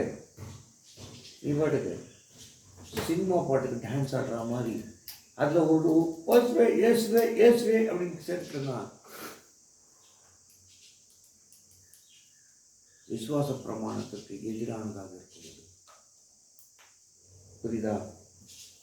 நிறைய பேர் பண்ணுறாங்க அந்த விஷயத்தை. இப்போ சினிமா பாட்டு மாதிரியே பாட்டு எழுத வேண்டியது, நடுவில் இயேசுவேன்னு சேர்த்துக்க வேண்டியது விசுவாச பிரமாணத்துக்கு விரோதமானது. அவைகள் ஏன் விசுவாச பிரமாணத்துக்கு விரோதமானது? மக்கள் இயேசுவை பார்க்க மாட்டார்கள். மக்கள் முதல்ல பார்க்கறது எதை பார்ப்பாங்க? சினிமா பார்ப்பாங்க. புரியுதா? ஸோ ஊழிய வகைகள் இல்லை, முதல் 3 வகைகள் டெப்த்தாக பார்ப்போம். சுவிசேஷ ஊழியம், போதக ஊழியம், தீர்க்கதரிசன ஊழியம். இல்லை, தீர்க்கதரிசன ஊழியம் லிஸ்ட்டில் வந்து இருக்கிறது. லிஸ்ட்டில் 4 ஊழியங்கள் போட்டிருக்கேன். பிரசங்க ஊழியம், அதான் தீர்க்கதரிசன ஊழியம் தான் பிரசங்க ஊழியம். பிரசங்க ஊழியம், சுவிசேஷ ஊழியம், போதக ஊழியம், திருச்சபை ஊழியம், அது மேய்ப்பர்கள் அப்படின்ற ஊழியம். ஓகே, அது இங்கே ஒரு திருச்சபை ஊழியம் அப்படின்னா ஐவகை ஊழியங்கள் அப்படின்னு சொல்லுவாங்க. ஐவகை ஊழியங்கள். பிரசங்க ஊழியம், திருச்சபை ஊழியம்,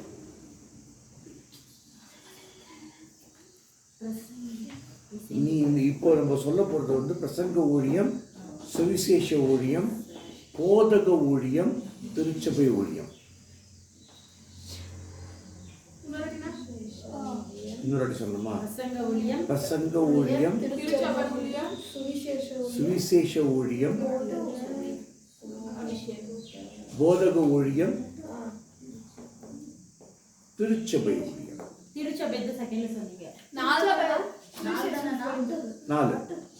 நாலு ஊழியங்களை டீட்டெயிலாக பார்ப்போம். ஓகே, ஐவகைகளில் வந்து ஐவகை ஊழியம் இருக்குது. ஆனால் இந்த சிலபஸில் 5வது வகை இல்லை. ஓகேவா? அது அதையும் கொஞ்சம் கவர் பண்ணிப்போம். ஓகே, அதையும் கொஞ்சம் கவர் பண்ணிப்போம், கவலைப்படாதீங்க. எபேசியருக்கு எழுதிய நிருபம் வாங்க எல்லாரும். எபேசியருக்கு எழுதிய நிருபம்,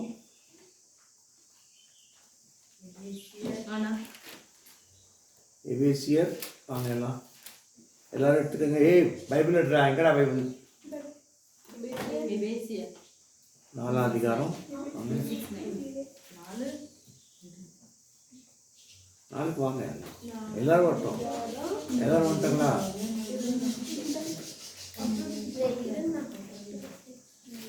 எல்லாரும் வந்துட்டாங்களா?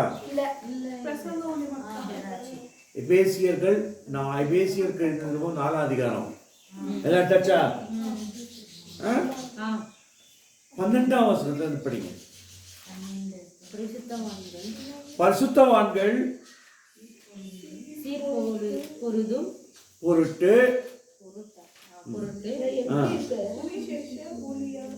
சுவிசேஷ ஊழியத்தின் வேலைக்காகவும் பக்தி விருத்தி அடைவதற்காகவும் அவர் சிலரை அப்போஸ்தலராகவும், சிலரை தீர்க்கதரிசிகளாகவும், சிலரை சுவிசேஷகராகவும், சிலரை மேய்ப்பராகவும், சிலரை போதகராகவும், போதகராகவும் ஏற்படுத்தினார். வந்துச்சா? இதுல இருந்து பார்க்குறோம். அப்போஸ்தலர் அப்படின்னா என்னன்னு சொன்னேன், மெசேஜை எடுத்துட்டு போறவங்க. அப்போஸ்தலருக்கும் சுவிசேஷகருக்கும் பெரிய வித்தியாசம் இல்லை. ஓகே, அது என்னன்றதை சொல்லித்தரேன். ஓகே, அப்போஸ்தலர்ன்றது ஹெட் எவாஞ்சலிஸ்ட், ஹெட் மாஸ்டர் மாதிரி. சுவிசேஷகர்ன்றது டீச்சர் மாதிரி. ஓகே, ஹெட் மாஸ்டர் டீச்சருக்கான ரிலேஷன்ஷிப் தான். ஓகே, தீர்க்கதரிசிகள் யார் சொல்லி கொடுத்தேன்? பிரசங்கம் செய்கிறவங்க, பாட்டு பாடுறவங்க, பாட்டு கேட்குறவங்க இல்லை, பாட்டு எழுதுறவங்க, நம்மளுக்கு பிடிச்ச மாதிரி பெட்டு போடுறவங்க இவங்கெல்லாம் தீர்க்கதரிசிகள் அப்படின்னு சொன்னேன். ஓகேவா? சுவிசேஷகர்கள் அப்படிங்கிறவங்க வந்து இந்த அப்போஸ்தலர்களுக்கு கீழே வேலை செய்கிறவங்க. ஓகே. மேய்ப்பர்கள், இது திருச்சபை ஊழியம். மேய்ப்பர்கள் திருச்சபை ஊழியம், போதகர்கள் போதக ஊழியம். ஓகே. ஐவகை ஊழியத்தில் ஒன்று வந்து சப்செட், சுவிசேஷக ஊழியம் வந்து சப்செட். அதாவது சுவிசேஷக ஊழியமாக எடுப்போம். அப்போஸ்தல ஊழியம்னு சொன்னால் நிறைய பேர் கன்ஃபியூஸ் ஆகிடுவாங்கன்றத சொல்லாமல் சுவிசேஷக ஊழியம்னே சொல்லுவோம். இந்த ஐவகை ஊழியங்கள் எடுப்போம். ஓகே. இப்போ இன்னொரு 20 மினிட்ஸ்க்கு நமக்கு புரிகிற மாதிரி, இங்கே இருக்கிற பிள்ளைங்களுக்கு புரிகிற மாதிரி பிரசங்க ஊழியம் என்றால் என்ன அப்படிங்கிறத மட்டும் எடுக்கணும். யாராவது ஒரு பிரசங்கியாருடைய பேரை சொல்லுங்க. உங்களுக்கு தெரிஞ்ச பைபிள்லேருந்து யாராவது ஒருத்தர் பிரசங்கம் பண்ணாங்க அப்படின்னு ஒரே ஒரு, இயேசுவை தவிர ஒரே ஒரு ஆள் பேர். இயேசுன்னு சொல்லிட்டிங்கன்னா நான் வந்து அதை வந்து மறுக்க முடியும், ஏன்னா அவரும் பிரசங்கித்தார். இயேசுவை தவிர பைபிள்லேருந்து வேறு யாராவது? பவுல் பிரசங்கித்தார். Very good. பழைய ஏற்பாட்டில் யாராவது சொல்லுங்க. பழைய ஏற்பாடில் நாங்கள் பார்த்தது கிடையாது. பழைய ஏற்பாட்டிலிருந்து பிரசங்கம் செய்த ஒரு ஊழியக்காரனுடைய பெயர்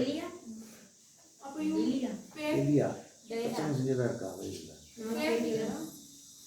பழைய ஏற்பாட்டிலேருந்து அப்படின்னா பேதுரு அப்படிங்கிறீங்க. பேதுரு பிரசங்கம் செஞ்சார், கரெக்டு.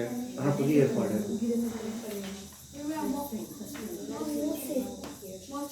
மோசே பிரசங்கம் பண்ணதா இருக்கா? இருக்குதான் இருக்கு, இல்லைன்னா இல்லை.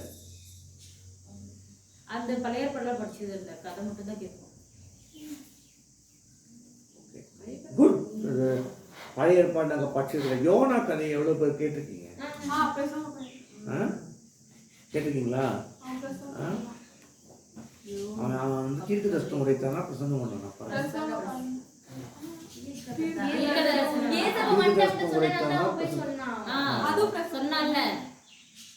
அவன் என்ன பண்ணான்?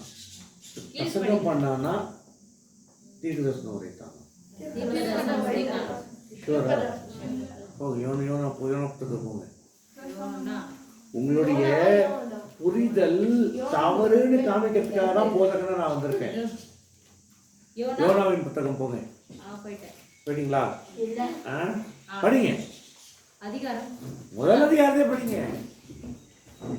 அமித்தாயின் குமாரனாகிய யோனாவுக்கு கர்த்தருடைய வார்த்தை உண்டாகி அவர், நீ எழுந்து மகாநகரமாகிய நினைவேக்கு போ, அதற்கு விரோதமாக பிரசங்கி.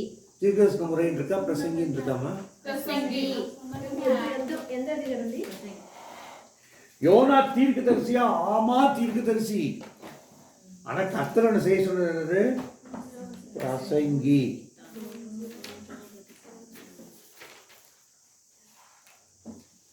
யோனா தீர்க்கதரிசியா? இயேசுவே சொல்றாரு யோனாவா தீர்க்கதரிசின்னு. கரெக்ட். ஆனா கர்த்தர் அவனை செய்ய சொன்னது என்ன? போய் பிரசங்கி, விரோதமாக பிரசங்கி. பிரசங்கம்ன்றது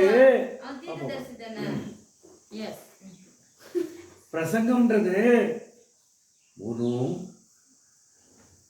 நல்ல பிள்ளை இல்ல, நல்ல பிள்ளை, அப்பா அம்மாக்கு கீழ்ப்படுகிற பிள்ளை அப்படின்னு தடவி கொடுக்கறது மட்டும் பிரசங்கம் கிடையாது.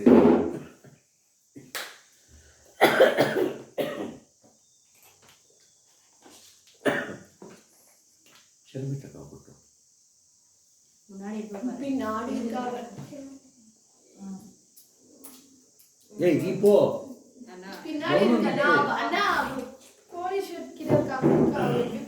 லிக்கிட் போய் கூட்டு வாடா. எனக்கு ஹாட் வாட்டர் வேணுமா சொல்லு. யோனா தீர்க்கதரிசியா? ஆமா. ஆனா கர்த்தர் அவனை செய்ய சொன்னது என்ன?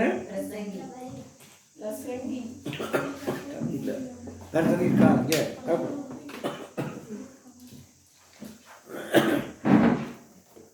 பிரசங்கிக்க தான் சொல்றாரு.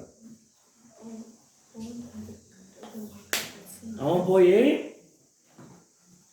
என்ன பண்றான்? 40 நாளில் நினைவே கவிழ்க்கப்பட்டு போகும் அப்படின்னா அவ்வளோதான் சொன்னது. எப்படி எப்படி கவிழ்க்கப்பட்டு போகும், எதனால கவிழ்க்கப்பட்டு போகும், எதுவுமே சொல்ல. துர்ச்செய்தியை கொடுப்பவனும் பிரசங்கி, நற்செய்தியை மட்டுமல்ல துர்ச்செய்தியை கொடுப்பவனும் பிரசங்கி. இயேசு நல்லவர், இயேசு வல்லவர், என்றென்றும் மாறாதவர் அப்படி சொல்றவன் மட்டும் பிரசங்கி கிடையாது. கோபக்கார இயேசு, கோபக்கார இயேசு அப்படின்னு சொல்றவனும் பிரசங்கி. இயேசு கோபக்காரன்னு சொல்றவனும் பிரசங்கி. இப்போ பிரசங்க ஊழியம்னா என்னன்னா, வேதத்தில் இருப்பவைகளை உங்களுக்கு புரியும்படியாக சொல்லிக் கொடுக்குறவங்க எல்லாருமே பிரசங்கி. யாராவது இங்கே வந்து பிரசங்கம் பண்ணாங்கன்னா, சில பேர் வந்து பண்ணாங்கன்னா ஒன்றும் புரியாது. அப்படி யாராவது பிரசங்கி சொல்லுங்க பார்க்கலாம். இங்கேயா அப்படியா இருக்குதா?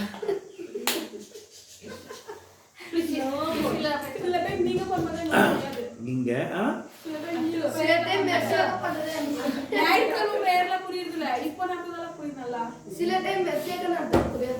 புரியாது. யார் நடத்துறது புரியாது. மாமா நடத்துறதே புரியாதா?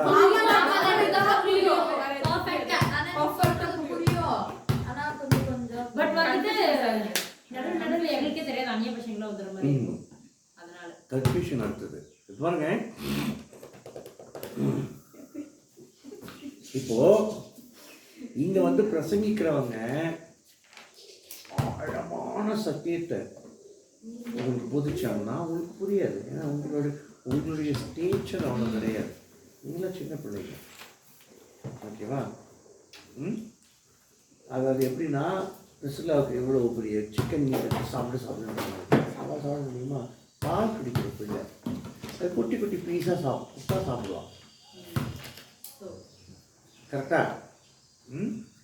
சரி. ஆனால் சில பேர் வந்து ஆழமான சக்தியெல்லாம் பிரசங்கிப்பாங்க. ஓகேவா? அவங்க மேலே தப்பு கிடையாது. அவங்க மேலே தப்பு கிடையாது. இந்த வேதத்தை உங்களுக்கு புரியும்படியாக பிரசங்கிக்கிறவன் தான் பிரசங்கி.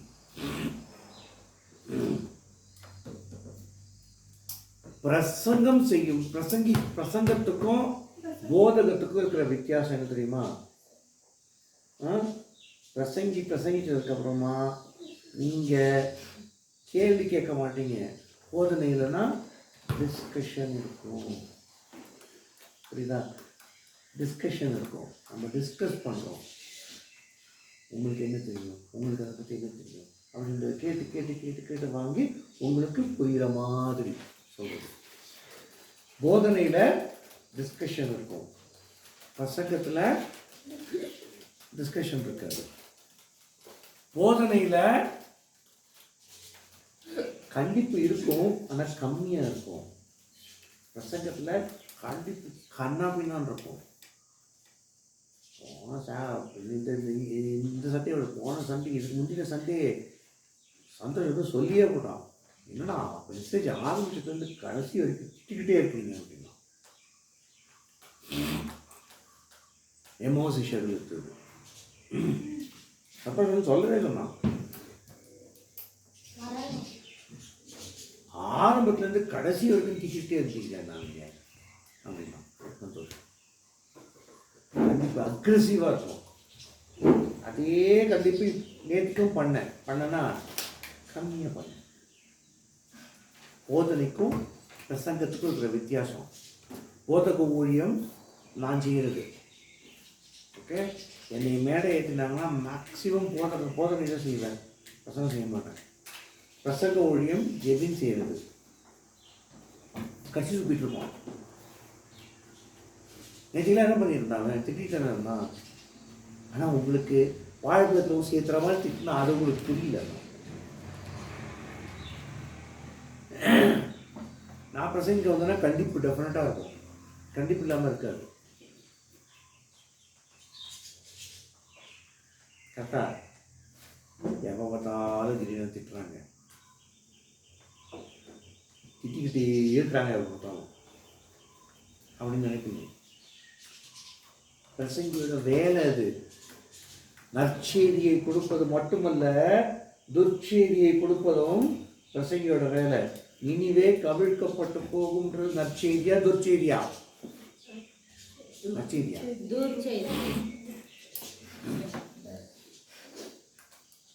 போய் சொன்னானா யோனா? முதல்ல சொல்ல மாட்டாங்க, அம்மா போய் சொன்னானா?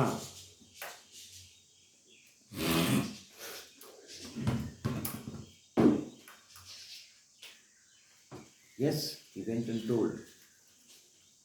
புரிஞ்சுக்கங்க. பிரசங்க ஊழியத்தில் இங்கே நின்று பேசுகிறவங்க உங்களுக்கு கண்டிக்கும் பொழுது அந்த ஊழியர் உங்களை கண்டிக்கவில்லை, ஆவியானவர் உங்களை கண்டிக்கிறார். யாராவது உங்களை திட்டினாங்க பிரசங்க ஊழியர் நின்று அப்படின்னா ஒன்றே ஒன்று புரிஞ்சுக்கங்க, அந்த மனுஷனோ மனுஷியோ திட்டவில்லை, திட்டதியாக. ஆமாம். அப்போ என்ன பண்ணணும்? நம்ம பிரசங்க ஒளி எதுக்காக படிங்க, மறுபடியும் அந்த வசனத்தை படிங்க. பரிசுத்தவான்கள் சீர் பொருந்தும் பொருட்டு. 12ஆம் வசனம் படிங்க. எபேசியர் 4:12.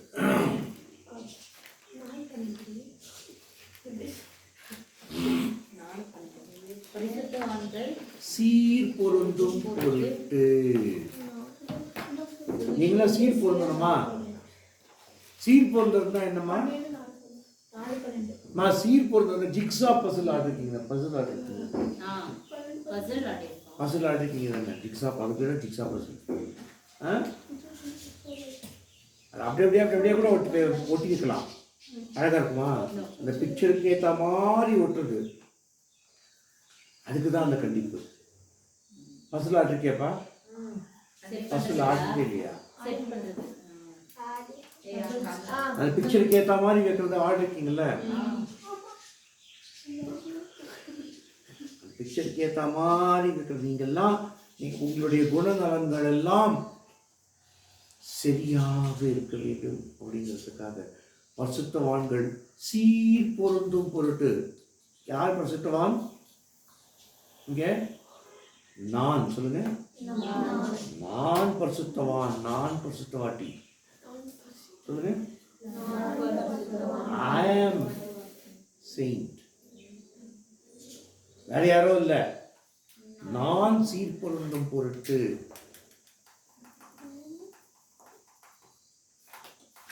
நான் ஒழுங்கா இருக்கணுன்றதுக்காக திட்டுறாங்க.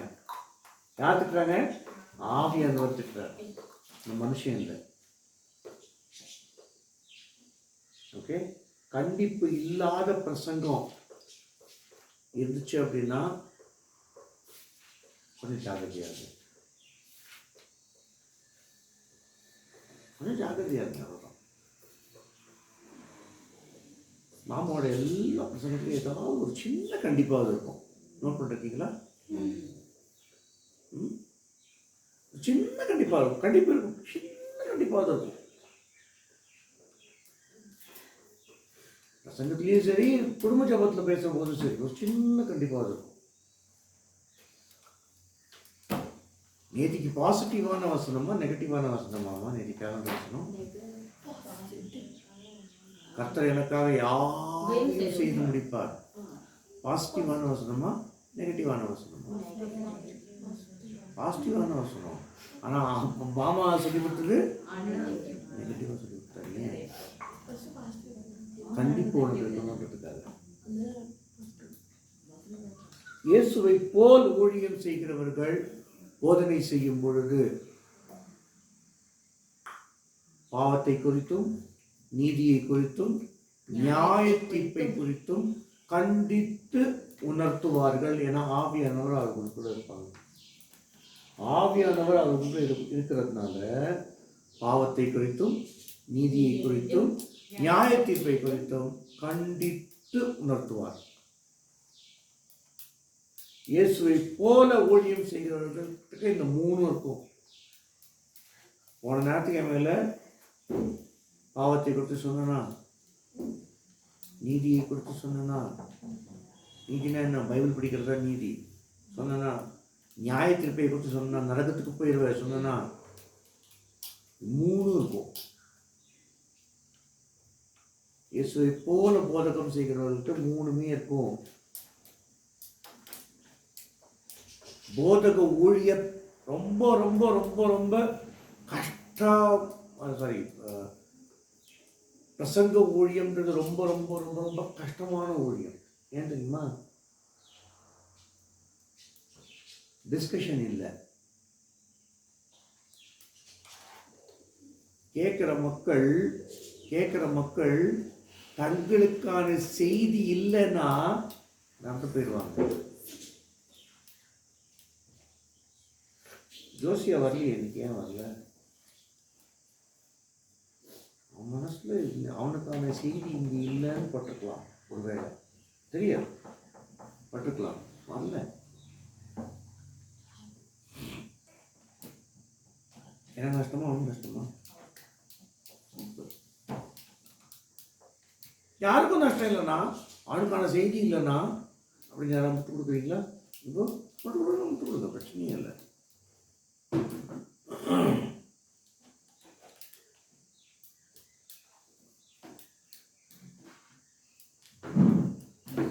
நீ ஒழுங்கா பிரசங்கிக்க மாட்டேங்கிறப்போ எனக்கு கீழே அப்படின்னு யாருக்கா சொல்றீங்களா? ஒண்ணுமே புரியலாம், தூங்கிட்டாவது இருக்கீங்க பக்கத்துல உட்காந்துட்டு.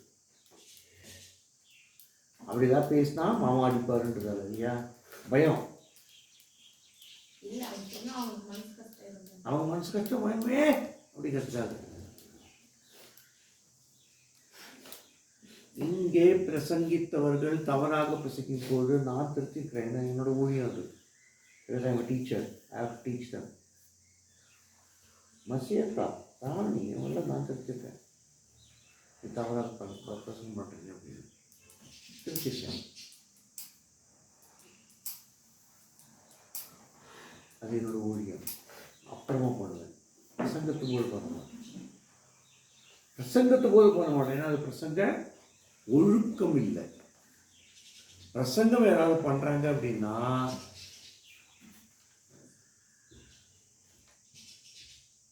அவங்க கேள்வி கேட்டா பதில் சொல்லணும். அதுதான் பிரசங்க ஒழுக்கம். அது நம்ம பிள்ளைங்க கிட்ட இல்லை. இப்போ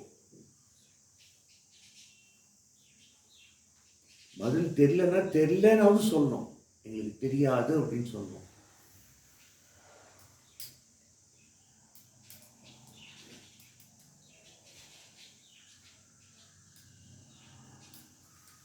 பிரசங்க ஒழுக்கம் அது. சரியா? பிரசங்க ஒழியன்னா என்ன? வேதத்தில் இருப்பதை வேற ஏதோ புக்ல இருந்து எடுத்து வந்து கொடுக்கறதுலாம் பிரசங்கம் கிடையாது. அது என்னது? கதை அடிக்கிறது.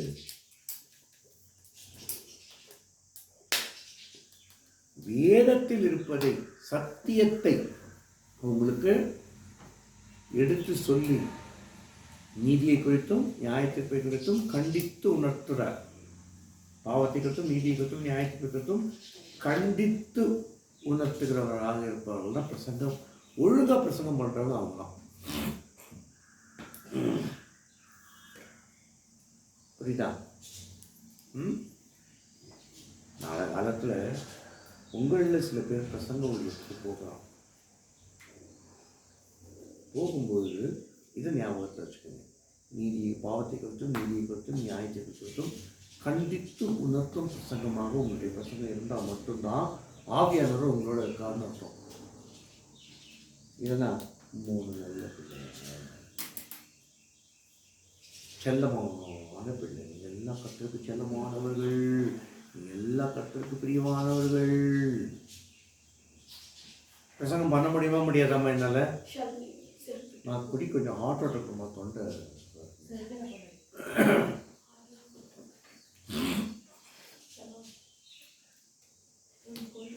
சொல்லாமா சொல்லக்கூடாதா? என்னால் சொல்ல முடியவே முடியாதா? உன் பிள்ளைங்களே கர்த்தரை நேசிக்கிறார், நீங்களாம் கவலையே படாதீங்க, நீங்கள் எல்லாரும் பரலோகத்துக்கு வந்துடுவீங்க அப்படின்னு சொல்ல முடியவே முடியாதம்மா. பைபிள் படிக்கலாம் நரகத்துக்கு போயிடுவேன், பைபிள் படிக்க இஷ்டம் இல்லையா, கெட் லாஸ்ட். ஏமா சொன்னேன்? சொன்னேன் பாவத்தை குறித்து, நீதியை குறித்து, நியாயத்தை குறித்து கண்டித்து உணர்த்தணும்னு சொன்னார். கண்டித்து உணர்த்தணும். புரியுதா? இந்த சிம்பிள் தம்புரு வச்சுக்கோங்க. யார் பிரசங்கம் பண்ணாலும் பாவத்தை குறித்து, நீதியை குறித்து, நியாயத்தீர்ப்பை குறித்து கண்டித்து உணர்த்துறாங்களாம். ரஷ்யக்காவோட பிரசங்கமாக இருக்கட்டும், மாமாவோட பிரசங்கமாக இருக்கட்டும், ஜெபினோட பிரசங்கமாக இருக்கட்டும், ராணியோட பிரசங்கமாக இருக்கட்டும், என்னோட பிரசங்கமாக இருக்கட்டும், டெஸ்ட் இட். பிரசங்கத்தை டெஸ்ட் பண்ணுங்க. உண்மையே புரியாது அப்படின்னு இருக்காது. இந்த டெஸ்ட் பண்ணுங்க. இப்போ டெஸ்ட் பண்ணுற போது தெரியும் இல்லையா உங்களுக்கு? ஒரு சாப்பாடை டேஸ்ட் பண்ணுறபோது உப்பு உள்ள இருக்குது, காரம் உள்ள இருக்குது, அந்த காய்கறியோட மனம் அதில் வருதா? டேஸ்ட் பண்ண முடியலையாமா? பாவத்தை குறித்தும், நீதியை குறித்தும், நியாயத்தீர்ப்பை குறித்தும் கண்டித்து உணர்த்துவார். இது வேணுமா? வசனம் வேணுமா? நான் வேதத்திலிருந்து கொடுத்துட்டு இருக்கேன் உங்களுக்கு. நான் வந்து என்னுடைய இது சொல்ல எனக்கு வசனம்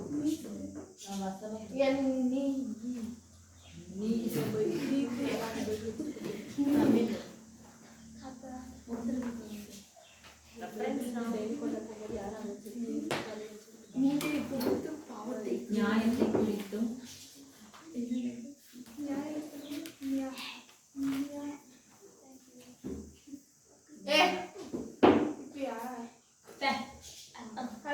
யோவான் 16:7 படிங்க. 16:7 மற்றும் 8. யோவான் 16:7 மற்றும் 8. நான் உங்களுக்கு உண்மையை சொல்லுகிறேன், நான் போகிறது உங்களுக்கு பிரயோஜனமாயிருக்கும். நான் போகாதிருந்தால் தேற்றரவாளன் உங்களிடத்தில் வரார். நான் போவேனேயாகில் அவரை உங்களிடத்திற்கு அனுப்புவேன். அவர் வந்து பாவத்தை குறித்தும், நீதியை குறித்தும், நியாயத்தீர்ப்பை குறித்தும் உலகத்தை கண்டித்து உணர்த்துவார். ஆவியானவர் இருந்தால் இந்த மூன்றும் இருக்கும். இந்த மூன்றும் இருக்கும். பாவத்தை குறித்து, நீதியை குறித்து, நியாயத்தீர்ப்பை குறித்து. இந்த பாவத்தை குறித்த கண்டிப்பு இருக்கும், நீதியை குறித்த கண்டிப்பு இருக்கும், நியாயத்தீர்ப்பை குறித்த கண்டிப்பு இருக்கும். கண்டித்து உணர்த்துதல். இப்போ யார் பிரசங்கம் பண்ணாலும் டெஸ்ட் பண்ணுங்க. இந்த டெஸ்ட் வரல, இந்த டெஸ்ட்ல பாஸ் ஆகல, ரொம்ப தடவி கொடுக்குற மெசேஜா கொடுக்குறாங்க அப்படின்னா அந்த பிரசங்கத்தை நீங்க எடுத்துக்கவே வேணாம். ஒப்பட சொல்றேன், எடுத்துக்கவே வேணாம். ஏய் நீங்களா சூப்பரா வளருவீங்க, காதுக்கு இனிமையா இருக்கும். ஜூடேட், நீ நாளைக்கு வந்து இன்னொரு 6 வருஷத்துல நீ வந்து ஒரு மாஸ்டர்ஸ் ஆஃப் இன்ஜினியராக இருப்ப. காதுக்கு இனிமையாக இருக்கும். காதுக்கு இனிமையாக இருக்குமா கேட்காமா? பிஏல எம்இ படிச்சிருப்ப அப்படின்றாங்க. இனிமையாக இருக்கும். மில்கா நீ 10th ஸ்டேட் ஃபர்ஸ்ட் வருவேன். காதுக்கு இனிமையாக இருக்கும்.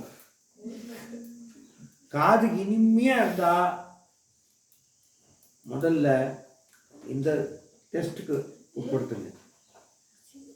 என்னுடைய பாவத்தை குறித்து, நீதியை குறித்து, நியாயத்தீர்ப்பை குறித்து கண்டித்து இந்த மெசேஜ் என்ன உணர்த்துதா?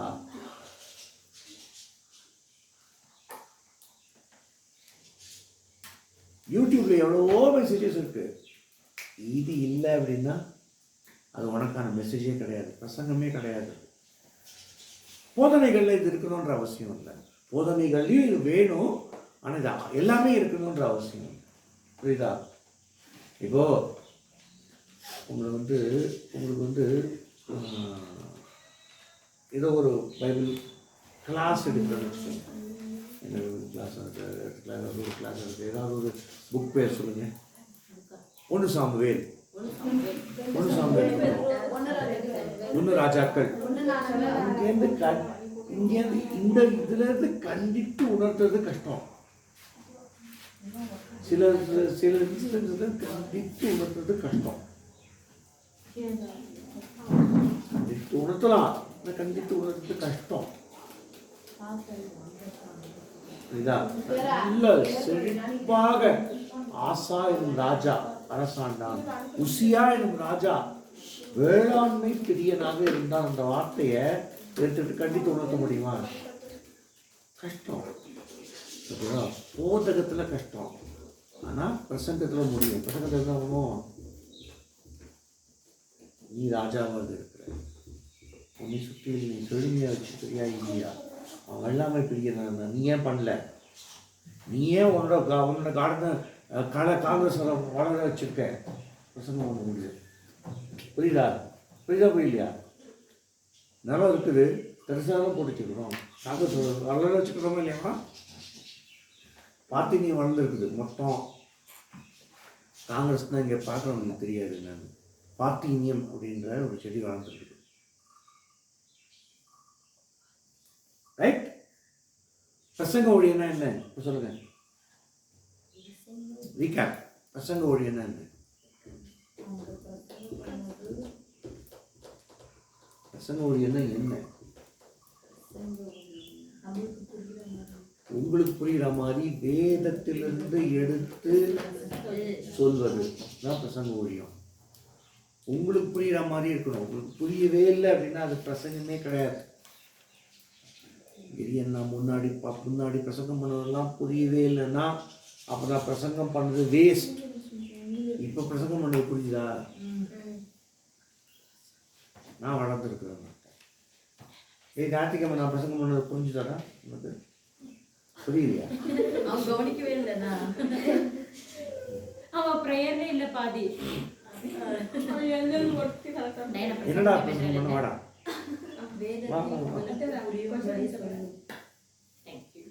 வேதத்தில் உள்ளதை விளக்கணும். அவங்க வாழ்க்கையில நடந்ததை சொல்லி விளக்குறது வந்து சாட்சி, அது பிரசங்கம் கிடையாது. புரிஞ்சுக்கங்க.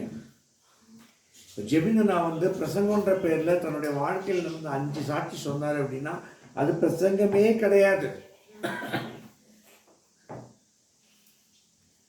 பிரசங்கம் என்ன? வேதத்தில் இருக்கிறத சொல்றதுதான் பிரசங்கம். வேதத்தில் இருக்கிறத விளக்குறதா பிரசங்கம். ஓகே.